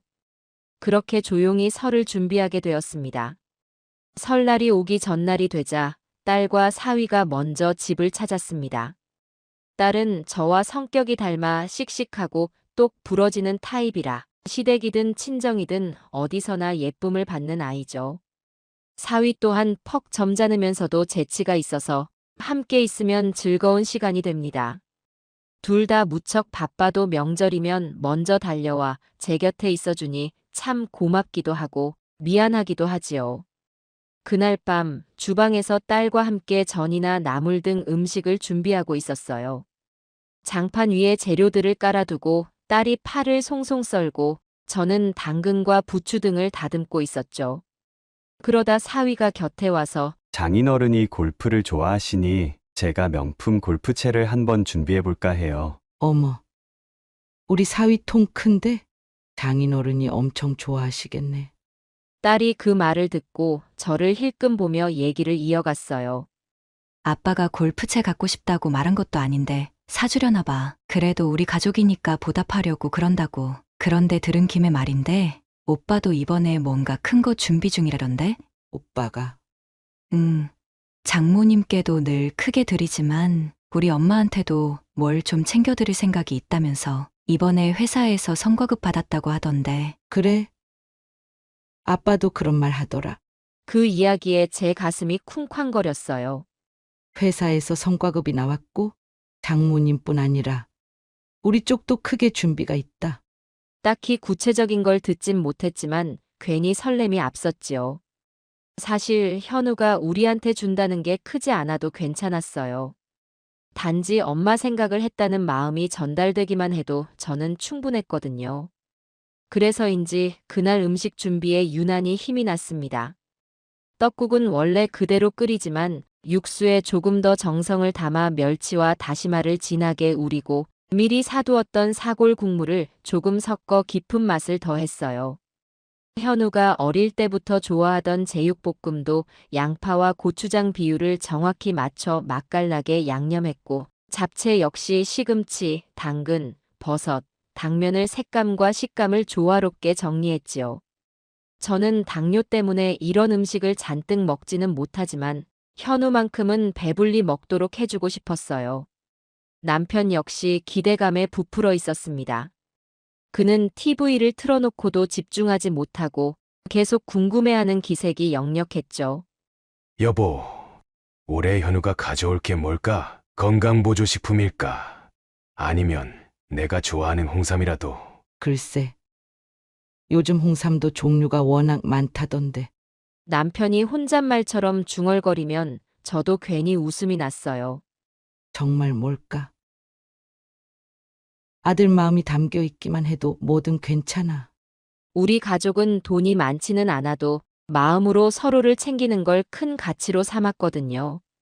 그렇게 설날을 하루 남긴 날 밤, 딸 부부와 함께 오순도순 만찬을 즐겼어요. 오랜만에 모두 모인 자리라 화기애애했고 사위는 술 한 잔 걸치며 남편과 골프, 직장 이야기를 나누느라 시간 가는 줄 몰랐지요. 저는 한쪽에서 딸과 속삭이듯 물었습니다. 근데 진짜로 현우가 뭔가 준비했다니. 엄마는 그게 몹시 궁금하네. 오빠가 회사 성과급 받은 걸로 처갓집에 꽤 크게 했다고 하던데요. 엄마께도 똑같이 하지 않을까? 요즘은 시댁 처가 차별 안 하는 게 대세라잖아요. 저는 마음속으로 작은 환희가 퍼져나갔어요. 우리 현우가 정말 그럴까? 그렇다면 얼마나 기쁜 일인가. 나름대로 엄마에게 큰 선물을 한다고 마음을 썼다면 그저 고맙기만 하지. 그 기대감이 점점 부풀어 오르며 밤새 마음이 들뜨는 걸 어쩔 수가 없었답니다. 드디어 설날 아침이 밝았습니다. 저는 어두운 새벽부터 일어나 다시 한번 음식이며 집 안 구석구석을 정리했어요. 남편도 일찍 일어나 거실에 따뜻한 공기를 돌게 하려 난방 설정을 조정했죠. 딸 부부는 어제 늦게까지 대화하고 쉬었으니 조금 늦잠을 자는 중이었고 저는 설레는 마음으로 현우가 언제쯤 도착할까 기다리고 있었습니다. 그런데 문득 초인종 소리가 들렸고 곧 현관문이 열리는 소리가 났어요. 남편과 저는 동시에 눈이 커졌어요.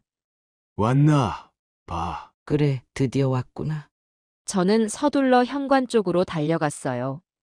그리고 반갑게 아이고 우리 아들 하며 목소리를 높였는데 그 순간 제 시선이 향한 곳엔 작은 봉투 하나가 전부였어요. 현우가 양손에 무엇인가 거창하게 들고 온 게 아니라 손바닥만 한 봉투를 들고 서 있더라고요. 어머니, 새해 복 많이 받으세요.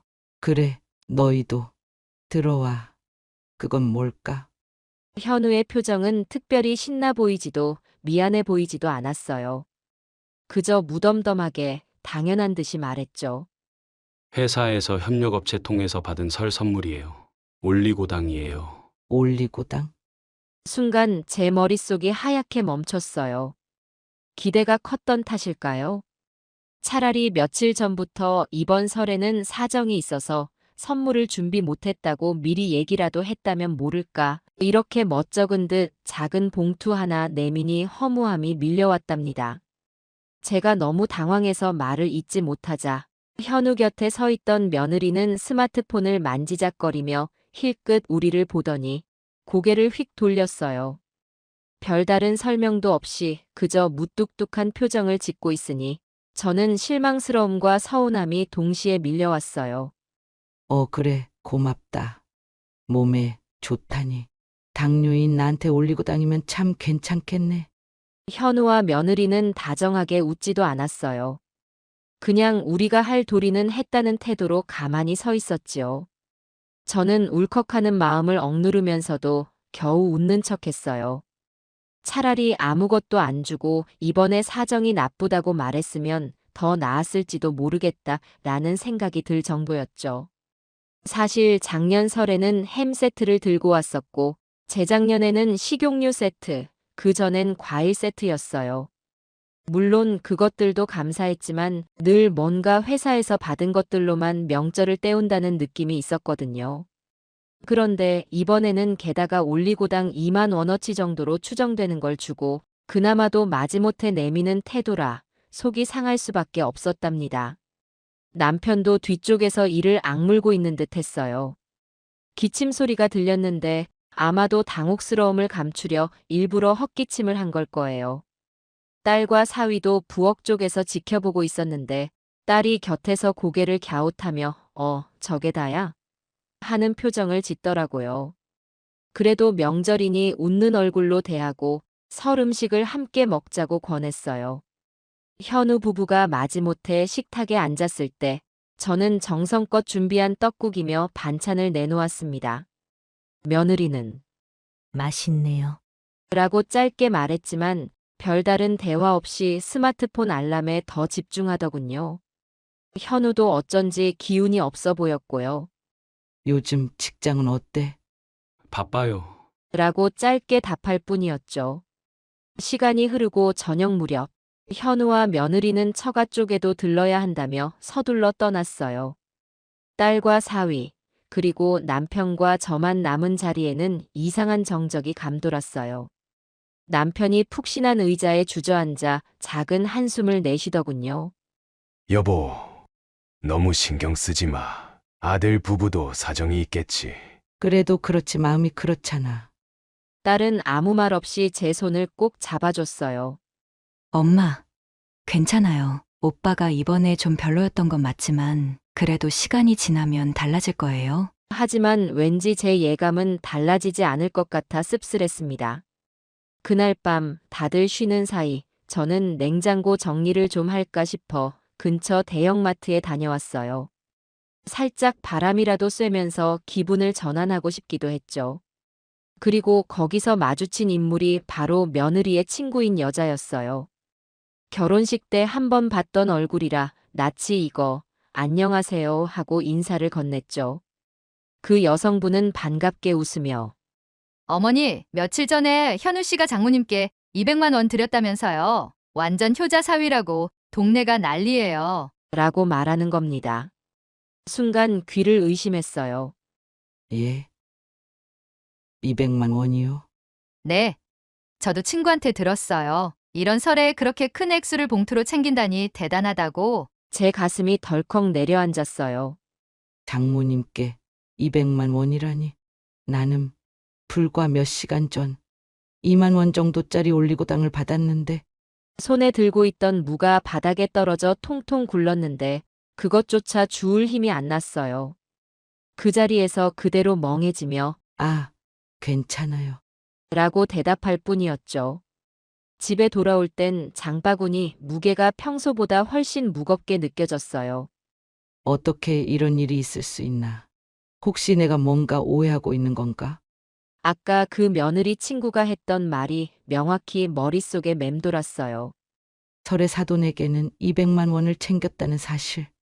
그럼 나는 당신에겐 이거면 충분합니다라고 하듯 올리고당 한 봉에 불과한 거였나? 그날 밤 침대에 누웠는데 도통 잠이 오지 않았어요. 옆에서 남편이 피곤하다며 잠들었지만 저는 눈을 질끈 감아도 깨어있는 상태였죠. 머릿속에는 현우가 어린 시절부터 성인이 될 때까지 제가 해준 모든 것들이 파노라마처럼 지나갔어요. 내가 현우를 얼마나 정성껏 키웠는데. 남편과 저는 둘 다 직장과 아르바이트를 병행하면서 현우 교육비를 마련했어요. 새벽엔 학교 급식실 일, 주말엔 식당 서빙까지 저 스스로 일했어요. 휴일도 반납하고 열심히 모은 돈을 아들 학원비, 참고서, 과외비로 쏟아부었죠. 그리고 현우는 고등학교를 우수한 성적으로 졸업해 명문대학교에 들어갔고 졸업 후 대기업에 합격하는 멋진 이력으로 우리를 기쁘게 했어요. 그 과정에서 제가 당뇨 때문에 힘들어할 때 현우는 이렇게 말했어요. 엄마, 걱정 마세요. 나중에 제가 잘 돼서 엄마한테 다 보답할게요. 그 말 하나에 가슴이 벅차서 저는 아픈 다리를 끌고도 공장 야근을 하며 그래, 현우만큼은 성공시켜야 해. 하고 살아왔는데. 그런데 지금 제게 돌아온 건 고작 올리고당. 그것도 2만 원어치 남짓. 장모님께는 200만 원. 차이가 너무 큰 게 아니겠어요? 가만. 남편에게 이 사실을 말해버릴까? 아니. 남편은 얼마나 속상해할지 모르는데 차라리 나 혼자 해결해야 할지도 몰라. 저는 고민을 거듭했어요. 만약 남편이 이걸 안다면 현우를 가만두지 않을 게 분명했거든요. 하지만 저는 아들을 직접 상대해야겠다고 결심했어요. 참으로 배신감이 들었지만 나도 가만히 당하고만 있진 않겠다고 마음먹은 겁니다. 그래. 이번엔 내가 그냥 참기만 하지 않을 거야. 아들이지만 이건 아니지. 명명 빽빽하게 사실관계를 따지고 내 나름의 방법으로 응징해야 해. 이렇게 다짐하니 오히려 조금 마음이 가라앉았어요. 곧장 무작정 따지기보다는 확실한 증거를 모으고 나서 움직여야겠다고 생각했죠. 괜히 감정적으로 달려들었다가 엄마가 오해했어요 라는 식으로 나오면 더 골치 아프잖아요. 다음 날 아침 남편은 평소처럼 집 앞에서 가벼운 운동을 하고 있었고 딸과 사위는 각각 볼 일이 있다고 나간 상태였어요. 저는 식탁에 앉아 조용히 커피 한 잔을 마시면서 휴대전화를 꺼내 들었어요. 그리고 현우의 초등학교 시절 친구인 민호에게 전화를 걸었습니다. 민호 역시 지금 현우와 같은 회사에서 일하고 있었거든요. 민호야, 이모다. 잘 지내니? 이모. 정말 오랜만이에요. 왜 이렇게 갑자기 연락하셨어요? 요즘 회사 생활은 어떻니? 부모님, 건강은 어떠시고? 등등 서로 안부를 물으며 빙빙 둘러갔어요. 그러다 슬쩍 이번 회사의 설 선물 이야기를 꺼내봤죠. 근데 말이야, 민호야. 너희 회사가 올해 설 선물로 좋은 거 줬다던데 혹시 한우 세트였니? 네. 맞아요. 이번에는 협력업체랑 제휴를 해서 프리미엄 한우 세트 줬습니다. 작년보다 훨씬 고급스러워서 직원들 모두 좋아했어요. 어머, 그래? 그럼 현우도 한우 세트를 받았겠네? 그렇죠. 견우가 제 목까지 처가 댁으로 보내면서 장모님이 고기를 좋아하신다고 자랑하더라고요. 견우가 장모님한테 정말 잘해요. 회사에서도 다 알 만큼요. 순간 머리가 새하얘졌어요. 한우 세트를 처가로 보냈다고? 그럼 나한테 준 올리고당은 대체 어디서 난 거야? 전화를 끊은 뒤 멍하니 앉아 있었습니다. 이게 무슨 상황이지? 왜 굳이 한우를 처가에 보내면서 엄마한테는 약소한 수준의 올리고당만 건넨 걸까? 며칠 뒤 저는 민호를 직접 만나 커피를 한 잔 사주겠다며 불러냈어요. 민호는 회사 주변 카페에서 저를 만나자 반갑게 인사했죠. 이모, 무슨 일로 여기까지 오셨어요? 전화만 주셔도 되는데. 오랜만에 얼굴도 보고 싶었고 궁금한 게 좀 더 있어서. 현우가 말이야. 처가 쪽에 어떻게 돈을 쓰고 있는지 혹시 알고 있니? 민호는 잠시 망설이다가 털어놨습니다. 사실 현우가 처가 댁 사업에 큰 금액을 투자했다더군요. 그걸 매달 갚아야 한다고 해서 성과급이 나오면 바로 처가 쪽에 보내고 있다고 들었어요. 현우가 장모님이 나한테 베푼 은혜가 커서라도 이건 꼭 갚아야 해 라고 말하곤 해요. 그래서 다들 현우를 좋은 사위로 보고 있었는데. 그 말을 듣고 제 머릿속에는 스파크가 튀는 듯 했어요. 그래서 우리 집 전세금도 안 돌려주고 핑계만 대고 있었던 거구나. 회사가 어렵다고 말했던 것도 거짓말이었나? 섭섭함이 분노로 변해갔어요. 집에 돌아와서 밤새 고민했어요.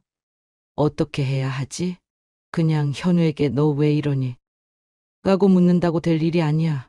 이왕 결심한 이상 철저히 파헤쳐서 얘기에서 등을 돌린 죄값을 치르도록 해야 해.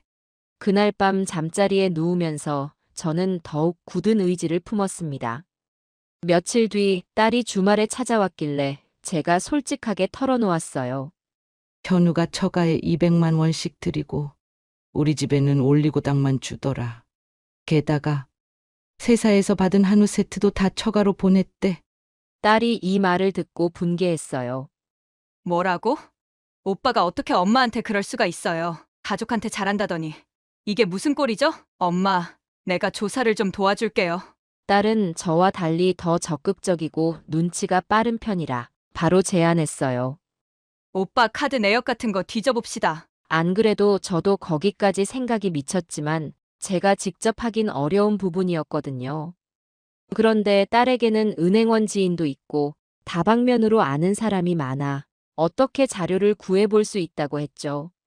며칠 후 딸이 한 뭉치 서류를 가져왔어요.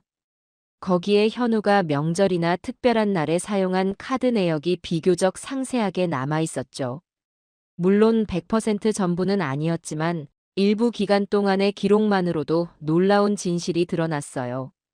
예컨대 처가 부모님 생신엔 백화점 상품권을 몇십만 원씩 써서 선물하고 식당 예약에 50에서 60만 원 이상을 지출한 흔적이 있었어요.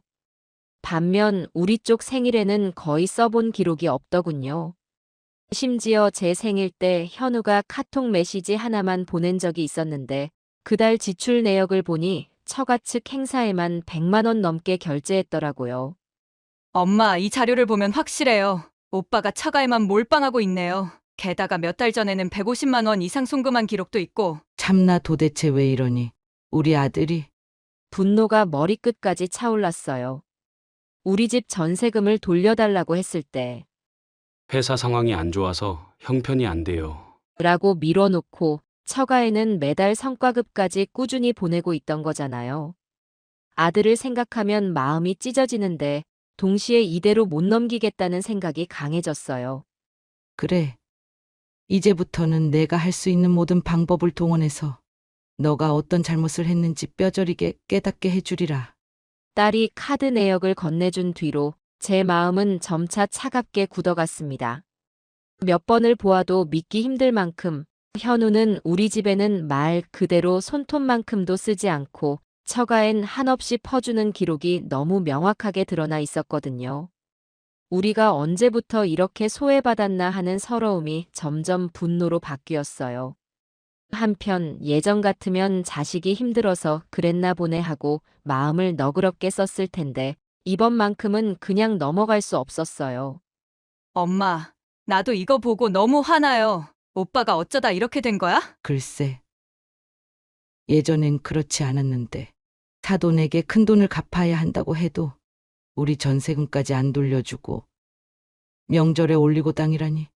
딸도 옆에서 가만두면 안 된다고 부추겼어요. 사실 저도 이미 결심한 상태였죠. 그냥 대놓고 너 왜 이러니? 하고 소리 지르는 걸로 끝낼 일이 아니라 체계적으로 복수하고 싶었어요. 이는 단순한 울분 해소가 아니라 현우가 자신의 잘못을 분명히 깨닫도록 만들어주겠다는 목적이기도 했지요. 그렇게 마음먹으니 자연스레 해야 할 일이 보이기 시작했어요. 먼저 명예에 타격을 줄 필요가 있다고 생각했어요.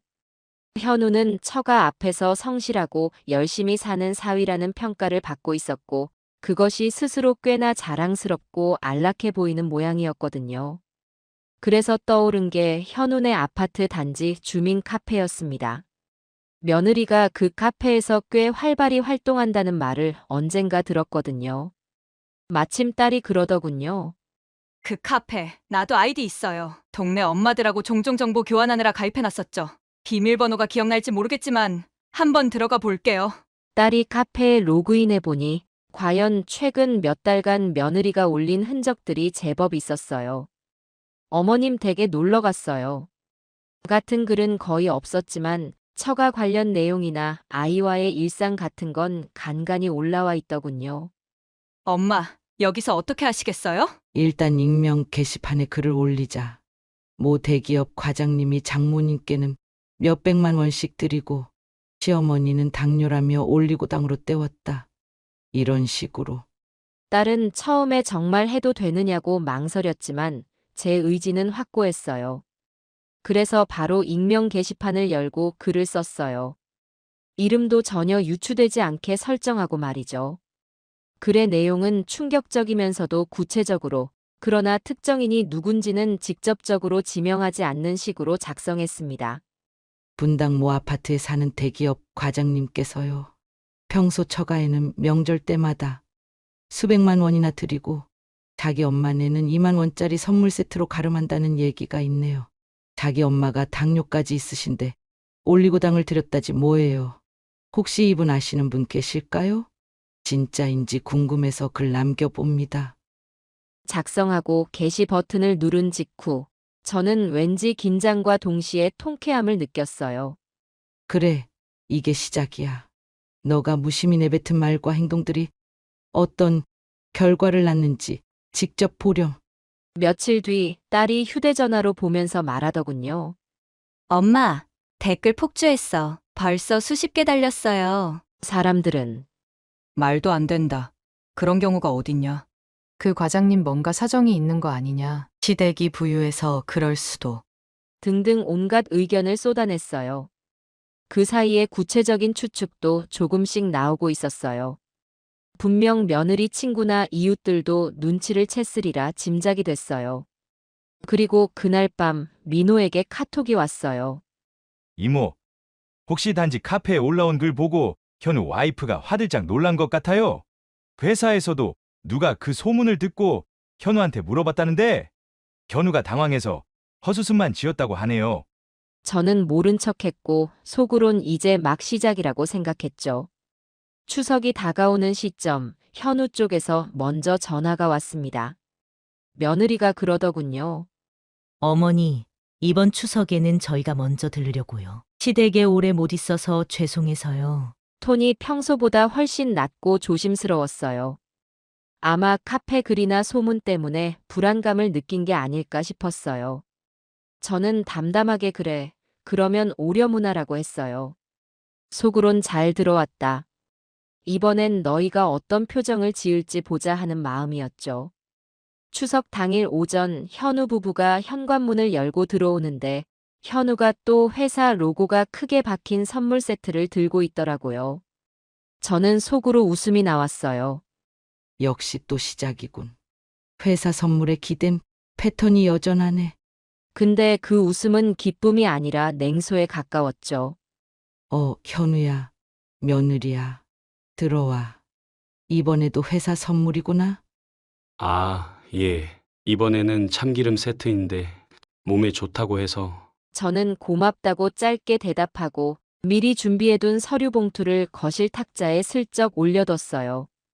거기에는 현우가 그동안 처가에 쓴 카드 내역, 그리고 민호와의 통화 내용, 회사 선물 목록 정리한 자료 등이 빼곡하게 들어 있었습니다.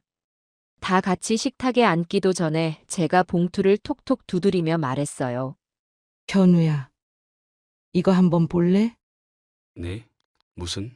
현우가 봉투를 꺼내 펼쳐보자 점차 얼굴이 하얗게 질리기 시작했어요. 장모님께 몇백만 원, 호텔 식당 영수증, 백화점 상품권 지출, 그리고 민호와의 메시지 캡처에 처가 댁에 한우 세트 보냈다는 구체적인 내용까지. 며느리는 옆에서 안절부절 못하며 현우를 쳐다봤어요. 어머니, 이게 다 뭔가요? 그냥 내 나름대로 조사한 거야. 내 아들이 우리 집 전세금도 안 돌려주고 처가의 빚을 갚느라 정신이 없다더니 명절 때마다 장모님께는 200만 원씩. 그리고 이번에 내가 올리고당 받은 거, 그게 참 괴상해서. 회사에서는 한우 세트를 줬다면서?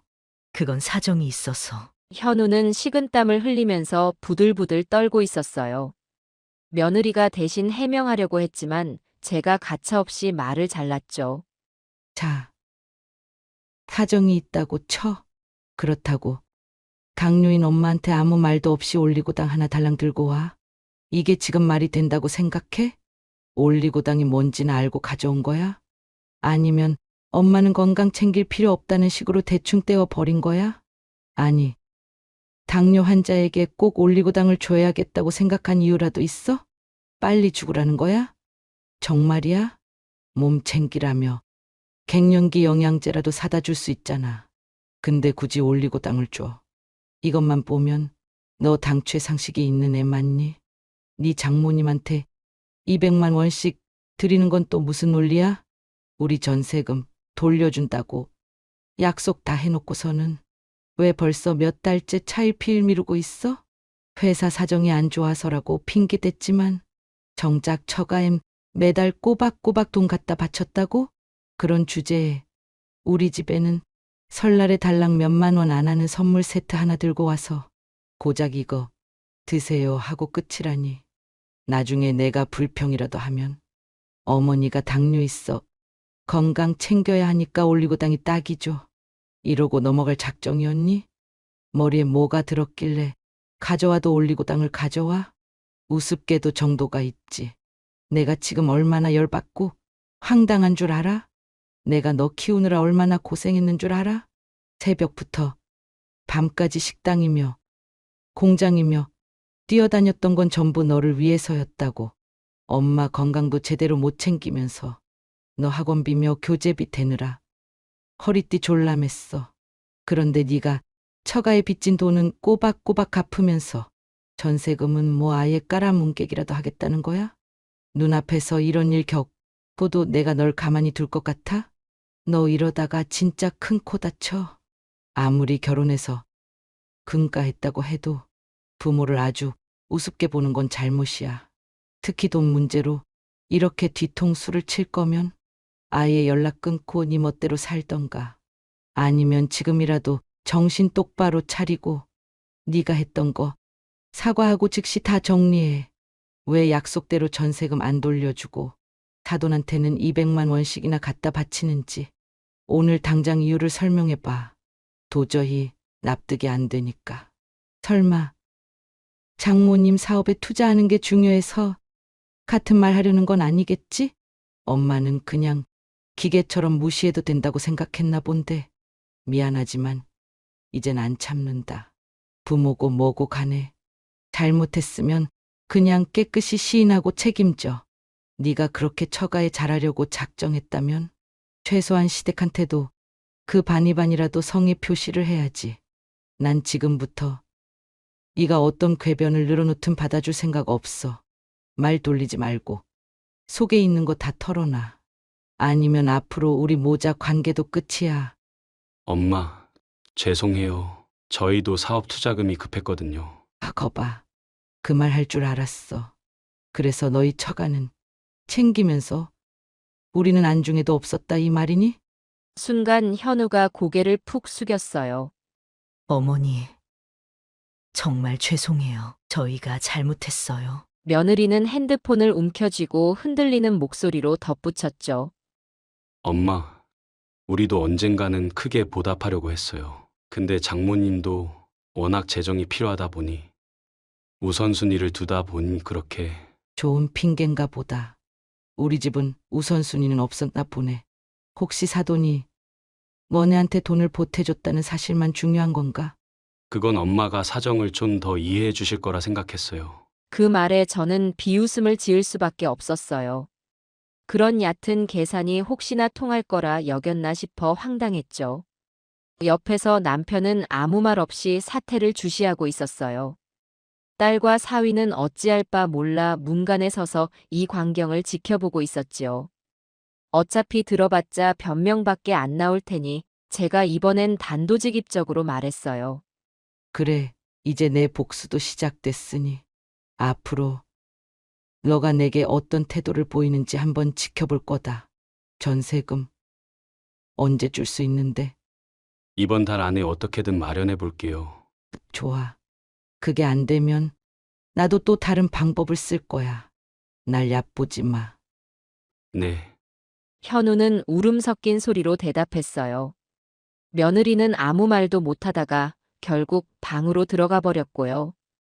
딸과 사위도 묘하게 동정어린 눈빛으로 현우를 봤지만 저는 이걸로 부족하다고 느꼈어요. 앞으로 내가 할 수 있는 게 아직 더 남았다. 저녁이 되자 며느리가 방에서 나와 얼굴이 잔뜩 상기된 상태로 저에게 인사를 했어요. 어머니, 저희 이제 가봐야겠어요. 벌써? 아직 저녁도 제대로 못 먹고? 네. 저희 집에도 들러야 해서요. 저는 그 말에 픽 웃음이 났어요. 결국 또 그쪽이 우선이구나. 딸과 사위, 그리고 남편도 현우 부부가 떠나려는 걸 보고 뭔가 말리려 했는데 제가 말했습니다. 나도 보낼 사람은 보내야 해. 우린 우리끼리 식사하자. 밖에선 이미 어둠이 깔리고 있었지만 현우 부부는 황급히 짐을 챙겨 문을 나갔어요. 사실 그날 밤 제 심정도 복잡했어요. 분노가 치밀긴 했지만 한편으론 정말 아들이 왜 이리 됐지? 어디서부터 이 삐뚤어진 가치관이 시작된 걸까 하며 괴로웠죠. 그래도 각오한 이상 후회 없이 나가야 한다고 스스로를 다잡았어요. 이대로 물러서면 또 시댁을 무시하는 행동이 반복되겠지. 며칠 뒤 마트에서 장을 보다가 우연히 민호를 만났어요.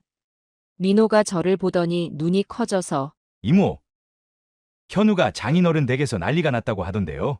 처가 식구들이 자기 부모한테 그렇게 하다니 무슨 경우냐고 오히려 현우를 책망했대요. 어머나, 그래? 그 집에서 왜 내 편을 들지? 아무래도 최근에 인터넷에 올라온 소문들이 있는 데다 장인어른도 자기 사업 이미지가 있으니 신경 쓰는 것 같아요. 게다가 현우가 처가 투자금을 쓰다가 문제를 일으킨 기록도 있는 모양이던데. 민호의 말을 듣자 저는 묘한 카타르시스를 느꼈어요. 그래, 제대로 된 후폭풍이 불고 있군. 결국 아이가 버린 일들이 이렇게 꼬여 들어가고 있네. 그리고 다시 한번 아직 난 할 일이 남았다고 생각했지요. 그날 밤 저는 바깥 사돈의 번호를 찾아 뒤적였어요. 결혼 준비하면서 주고받은 메시지들이 남아있어 다행히 쉽게 번호를 찾을 수 있었죠. 이전까진 특별히 통화한 적이 거의 없었는데 이번 한 번은 그냥 넘어가면 안 되겠다고 마음먹었습니다.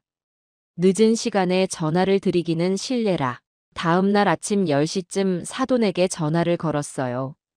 여보세요. 혹시 사돈 뜨십니까? 전현우 엄마입니다. 아, 네. 안녕하세요. 이게 웬일이신지. 서로 어색하게 인사하고 저는 조금 숨을 고른 뒤 본론을 꺼냈어요. 저 우선 말씀드려 죄송한데 우리 아들이 사돈 사업에 투자금을 받았다고 하더군요. 그래서 매달 일정 금액을 보내고 있는 건 알겠습니다만 사실 그 돈이 저희 전세금에서 나갔습니다. 원래는 저희가 돌려받아야 할 돈이었는데 현우가 회사 사정이 안 좋다고 거짓말하더군요. 예, 그건 저도 몰랐는데요. 현우가 자기 돈으로 갚는 거라며 신뢰를 보여서 저희도 덕분에 사업 운영에 큰 도움을 받았고요. 그렇군요. 하지만 상황이 이렇다면 저희로선 몹시 억울합니다. 만약 사돈께서 아신다면 이런 식으로 저희 돈을 가져다 쓰도록 방치하지 않으셨을 거라고 믿어요. 물론이죠. 이건 제가 몰랐던 일이라 정말 죄송하게 됐습니다. 사돈은 곧바로 격앙된 목소리로 당혹스러워했어요. 현우가 그런 속사정은 전혀 얘기 안 했어요. 부모님 돈이라면 당연히 먼저 돌려드려야 하는 거죠. 가급적 빨리 그 투자금 문제를 정리하겠습니다. 라며 사태를 수습하려 했죠. 역시나 그날 저녁 현우가 저한테 전화해서 난리가 났습니다. 엄마, 왜 장인어른한테까지 전화를 하셨어요? 지금 처가에서 난리 났다고요? 난리 나면 좀 어때? 너가 나한테 그 짓을 할 땐 난리 날 걸 생각 안 했니? 아, 제발 이대로 가다간 처가 사업 금방 접을 수도 있고 장모님이 크게 화내셔서 그러면 잘 헤어지 그랬니? 이젠 너가 한 행동의 결과를 너가 감당해야지. 현우가 좀 울먹이는 소리가 들렸어요. 그래도 전 냉정했어요. 아직 복수가 완성된 건 아니야. 제대로 교육이 될 때까지 더 해야 해라고 다짐했죠. 며칠 뒤 사돈이 직접 저에게 전화를 걸어 현우한테 투자금 돌려줬으니 걱정 마시라고 알려줬어요. 결국 현우가 처가와의 투자 계약을 파기하고 전세금을 마련할 길을 급히 찾아보겠다고 했다는 겁니다. 잘 됐군. 이제 슬슬 회사 쪽도 손봐야지. 저는 다음 목표를 떠올렸어요. 현우가 다니는 회사는 꽤 규모가 큰 대기업인데 직원들에게 협력업체 선물을 받을 때 내부 윤리 규정을 꽤 엄격히 적용한다고 민호가 전해줬어요. 명절 선물은 복지 차원에서 제공되긴 해도 일부를 사적으로 빼돌리거나 중고거래를 해버리면 징계 대상이 될 수 있다고 하더군요. 물론 이 정도 사안으로 큰 처벌이 내려지는 경우는 흔치 않을 거예요. 하지만 현우가 회사를 다니면서 해당 선물을 여러 세트 빼돌려 처가로 보냈다는 사실이 만약 공식 루트로 알려진다면 최소한 경고나 평가상의 불이익은 받을 수 있겠지요. 그걸 노리고 저는 다시 익명 메일을 작성했습니다. 수신인을 현우 회사의 인사팀으로 하고 그동안 민호에게 들어온 이야기를 정리해 구체적으로 적었어요. 땡땡그룹 소속인 과장 H씨가 내년 명절마다 협력업체 선물 세트, 프리미엄 한우, 과일 박스, 식품 세트 등을 자신이 아닌 처가 측으로 무단 회수하여 이를 개인적으로 사용한 정황이 있습니다. 본인이 SNS나 지인들과의 대화에서 직접 장모님이 좋아하신다고 과시한 바 있습니다. 내부 윤리 규정에 해당되는지 검토 부탁드립니다. 첨부 대화 캡처, 단지 카페글, 관련 영수증 등. 이 내용을 보낸 직후 한동안 조용했어요. 그런데 민호가 얼마 뒤 저한테 현우가 인사팀 조사받는다고 알려왔죠. 현우가 불안해했다고 해요. 이거 누가 제보한 거냐? 그리고 실제로 회사 차원에서 현우에게 주의 및 경고를 내린 듯 했어요. 후속 조치를 위해 추가 심사가 들어간다느니 정직 처분이나 진급 누락 같은 가능성도 있다고 하더군요. 저는 그 얘기를 듣고 마음이 복잡했지만 그래도 이 정도쯤 해야 된다고 확신했어요. 내가 이러는 게 혹시 너무 심한 건 아닐까 하는 생각이 잠깐 스쳤지만 다시금 아들이 했던 배신 행각이 떠올랐죠. 엄마한테 올리고당이나 주고 처가에겐 200만 원씩 바치다니. 이렇게 당하고도 아무 말 안 하면 앞으로도 계속 우리를 우습게 볼 거야. 며칠 뒤 밤늦게 현우가 전화를 해 울먹이며 말했어요. 엄마, 이번에 인사팀에서 조사받았어요. 협력업체 선물 이용했다고. 이러다 정직될 수도 있다고요. 그래. 그렇구나. 근데 그건 너가 스스로 자초한 일이지. 엄마가 어쩌라고. 도대체 왜 이렇게까지 하세요? 나 직장 잃게 생겼다고요? 그럼 당장이라도 전세금이나 제대로 마련해와. 그리고 너가 한 행동을 똑바로 반성하렴. 현우는 알았다고 답하면서도 제게 제발 도움을 청하고 싶은 눈치였어요. 그러나 저는 단호했어요. 남편도 곁에서 우리 아들이지만 이건 분명히 잘못을 깨달아야 해. 라고 말해주니 더 힘이 났지요. 결국 현우는 정직 처분을 받았어요. 승진 이야기도 완전히 물 건너갔다고 들었어요. 민호가 전해줬어요. 현우가 회사에서 거의 왕따처럼 지내요. 처가에서는 돈 문제로 틀어지고 회사에선 싸늘해서 우왕좌왕 중이에요. 그걸 듣는 제 마음도 아주 편하지만은 않았어요. 그래도 이 정도 충격은 당해봐야지라고 스스로를 다독이며 흔들림 없이 버텼습니다. 정직을 받은 뒤로 현우는 집에 짱 박혀 있어야 하는 상황이 됐어요. 직장에 출근하지 못하니 수입도 줄었고 처가에서 도움받던 금전줄도 이미 끊겼지요. 사돈도 이런 식으로 시댁을 홀대한 사위와는 더 이상 사업 얘기 안 하겠다며 선을 그었다고 해요. 결국 현우는 제게 직접 찾아왔어요. 며느리를 동반해서 집 문 앞에 서 있는 그들의 모습이 참 초라해 보이더군요. 예전에는 당당하게 어머니, 저 왔어요. 하며 들어왔는데 지금은 문 한 번 열기도 죄송스러운 듯 머뭇거렸어요. 저는 아무 말 없이 문을 열어줬고 두 사람은 거실에 조용히 앉아 고개를 떨구었어요. 한동안 침묵이 흘렀죠. 남편과 딸 사위도 혹시나 해서 방 밖으로 나오지 않고 일부러 둘만의 시간을 주었어요. 마침내 현우가 무릎을 꿇더니 눈물을 글썽이며 말했어요. 엄마, 제가 잘못했습니다. 이제서야 알았어요. 제가 얼마나 염치 없었는지, 우리 집안을 어떻게 생각했는지. 그래, 뭘 알았는데? 그동안 저는 장모님께 빚졌다 생각해서 엄마 아빠니까 이해해 주시겠지 라고 당연하게 여겼어요. 그런데 그것도 모자라서 사업 투자금도 쓰고 전세금도 명절 때도 엄마한테 제대로 된 선물 한 번 못하고 저도 왜 그랬는지 정말 모르겠어요. 안다는 게 그게 전부니? 너가 회사에서 빼돌린 선물? 나 몰래 처가에 바친 거. 장모님께 200만 원씩 매달 챙겨준 거. 그건 결국 너가 자랑을 위해서였던 거 아니야? 네, 사실 처가 쪽에서 자랑스러운 사위라는 말 들으면 기분이 좋았어요. 우리 집은 잘한다고 해도 누구 칭찬해주는 사람 없고 엄마는 당뇨로 힘들어하니 그냥 대충 때우면 되겠지 싶었죠. 현우가 여태껏 쌓인 죄책감을 토해내듯 고백했어요. 며느리도 울먹이면서 손으로 얼굴을 가렸어요. 어머님께서 이렇게까지 화내실 줄 몰랐어요. 저도 남편이 장모님 기쁘게 해주려는 마음이 예쁘다 생각했는데 결국 시댁에 대한 예의가 전혀 아니었네요. 그래, 너가 아직 어려서 그런 건지 아니면 시댁에 관심이 없어서 그랬는지 몰라도 결과적으로 우릴 우습게 본 거야. 정말 죄송해요, 어머니. 앞으로는 이렇게 안 살게요. 한 번만 기회를 주시면 저희가 제대로 달라진 모습 보여드릴게요. 저는 여전히 날 선 눈빛으로 두 사람을 바라봤어요. 솔직히 말하면 한편으론 벌써 마음 한구석이 짠하더군요. 그래도 굴복하기는 이르다고 생각했어요. 그동안 받은 상처와 배신감은 컸으니까요. 그래, 지금부터 어떻게 할 생각이니? 일단 전세금은? 이번에 처가와 투자 계약 끊으면서 제가 반은 마련했고 나머지는 은행 대출이라도 받아서 이번 달 안에 돌려드릴게요. 좋아. 그리고 회사는 정직이라며? 그간 잘못했으니 그걸로도 벌을 받고 돌아가면 예전처럼 처가에만 잘하진 않겠지? 네, 당연히요.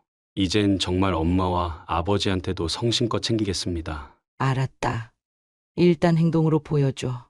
그 전까지는 내가 아직 너희를 완전히 용서했다고 생각 말아라. 네, 알겠습니다. 현우와 며느리는 눈물을 줄줄 흘리며 고개를 숙였어요. 남편은 안방에서 이 소리를 듣고 있었는지 작은 기침을 하더니 밖으로 나와 한마디 거들었어요. 아들아, 나도 속상하다만 너가 정말 바뀔 마음이 있다면 우리가 너무 오래 화내진 않을 거다. 대신 너는 이런 짓 하면 안 된다. 아버지, 죄송합니다. 앞으로 정말 열심히 살게요. 그날 밤 현우 부부는 잠시 머무르다 갔어요. 저녁 식사 정도는 준비해 주었는데 예전처럼 반가운 손님 대접은 아니었죠. 당연히 우울한 분위기였고 현우도 며느리도 말수가 적었어요.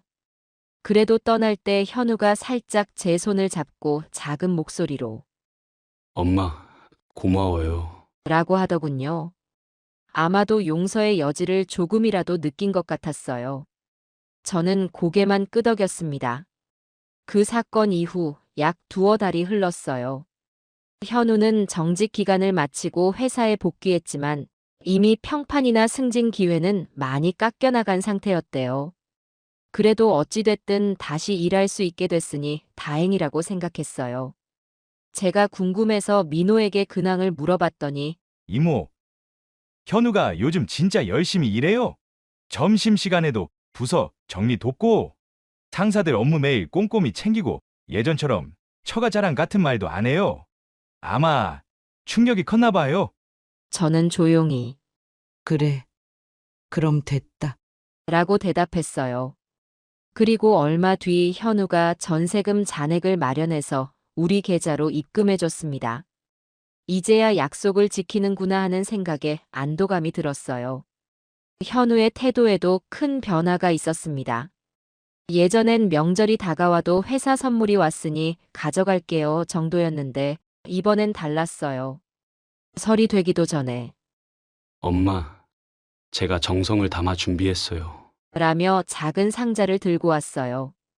거기엔 제 당뇨 관리를 위한 영양제 세트와 남편이 좋아하는 녹용황 같은 보조식품이 들어있었어요. 엄마, 이거는 오롯이 제 돈으로 산 거예요. 얼마 안 되지만 진심을 담았어요. 그래, 고맙다. 이렇게 해주니 내가 마음이 좀 풀린다. 정말 죄송하고 또 감사해요.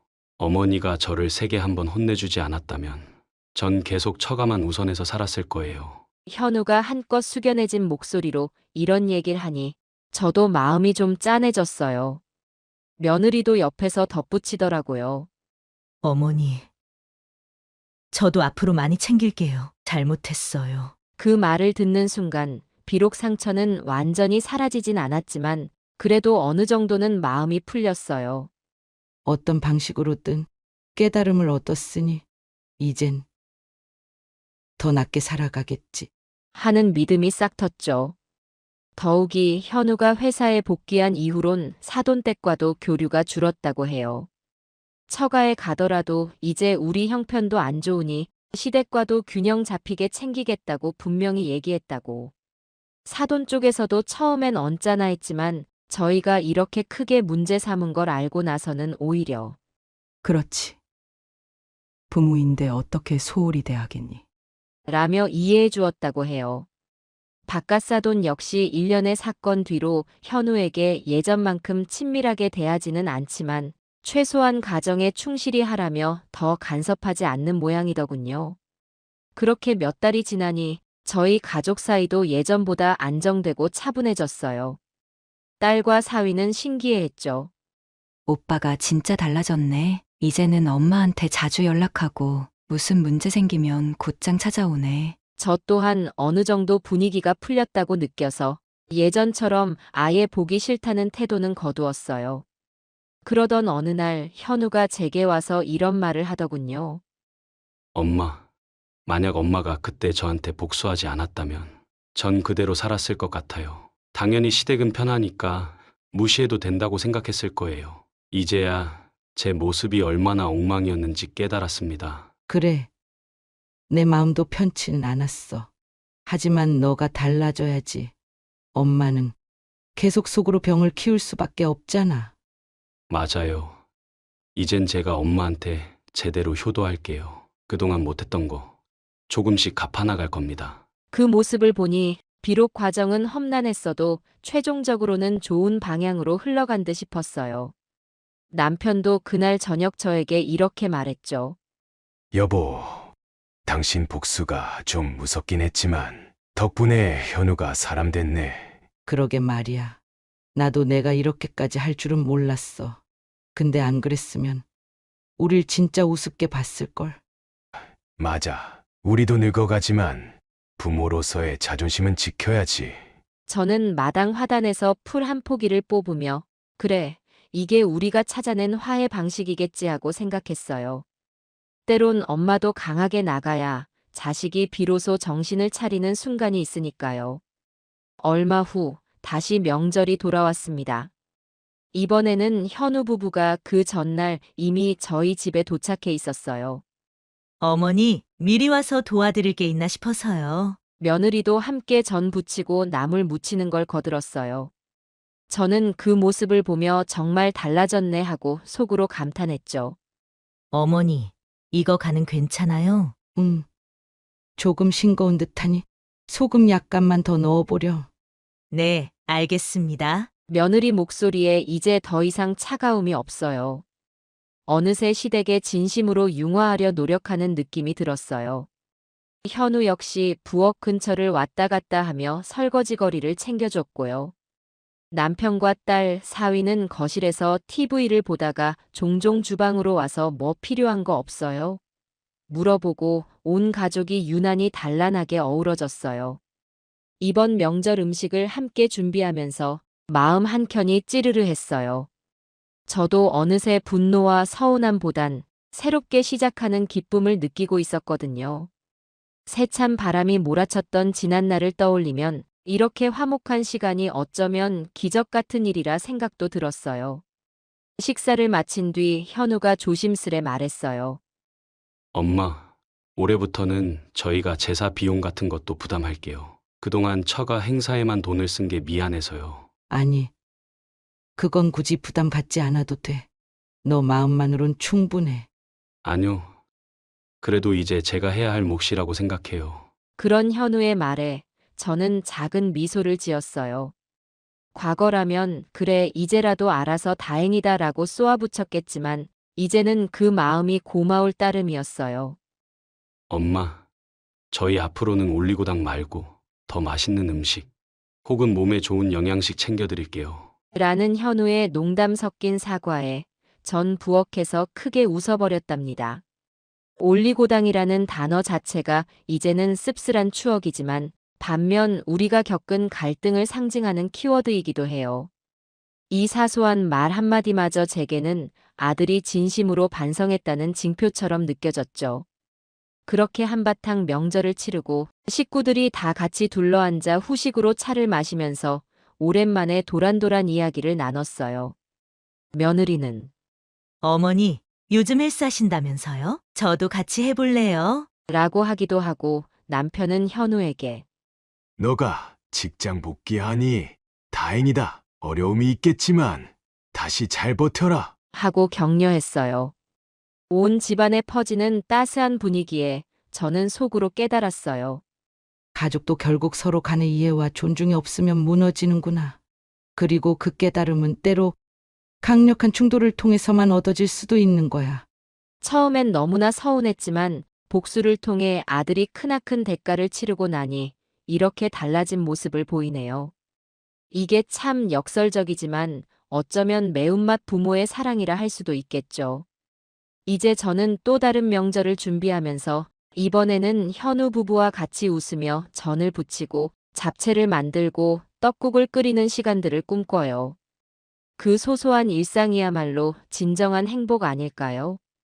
그리고 이젠 저희 집에도 올리고당 대신 더 맛있고 건강한 음식들이 넘쳐날 거라 믿습니다. 자식이지만 잘못이 있으면 부모도 가만히 있지 않는 법. 그 대가로 얻은 변화가 결국 모두에게 좋은 길을 열어주었으니 이게 바로 매운맛. 엄마의 사랑이자 복수였던 셈이지요. 저는 오늘도 거실 창밖을 보며 커피를 한 모금 머금습니다. 아들 녀석 잘 지내고 있으려나 싶기도 하고 조만간 주말에 또 찾아올 테니 음식을 뭘 해줄까 고민하기도 하지요. 정말 삶이란 묘해요. 한때는 그렇게 원망하고 분노했던 아이가 이제는 다시금 엄마, 늘 고마워요. 라며 다정히 말을 건네니 말입니다. 이 모든 우여곡절 끝에 우리 가족은 더욱 단단해진 진짜 가족이 된 것 같아요.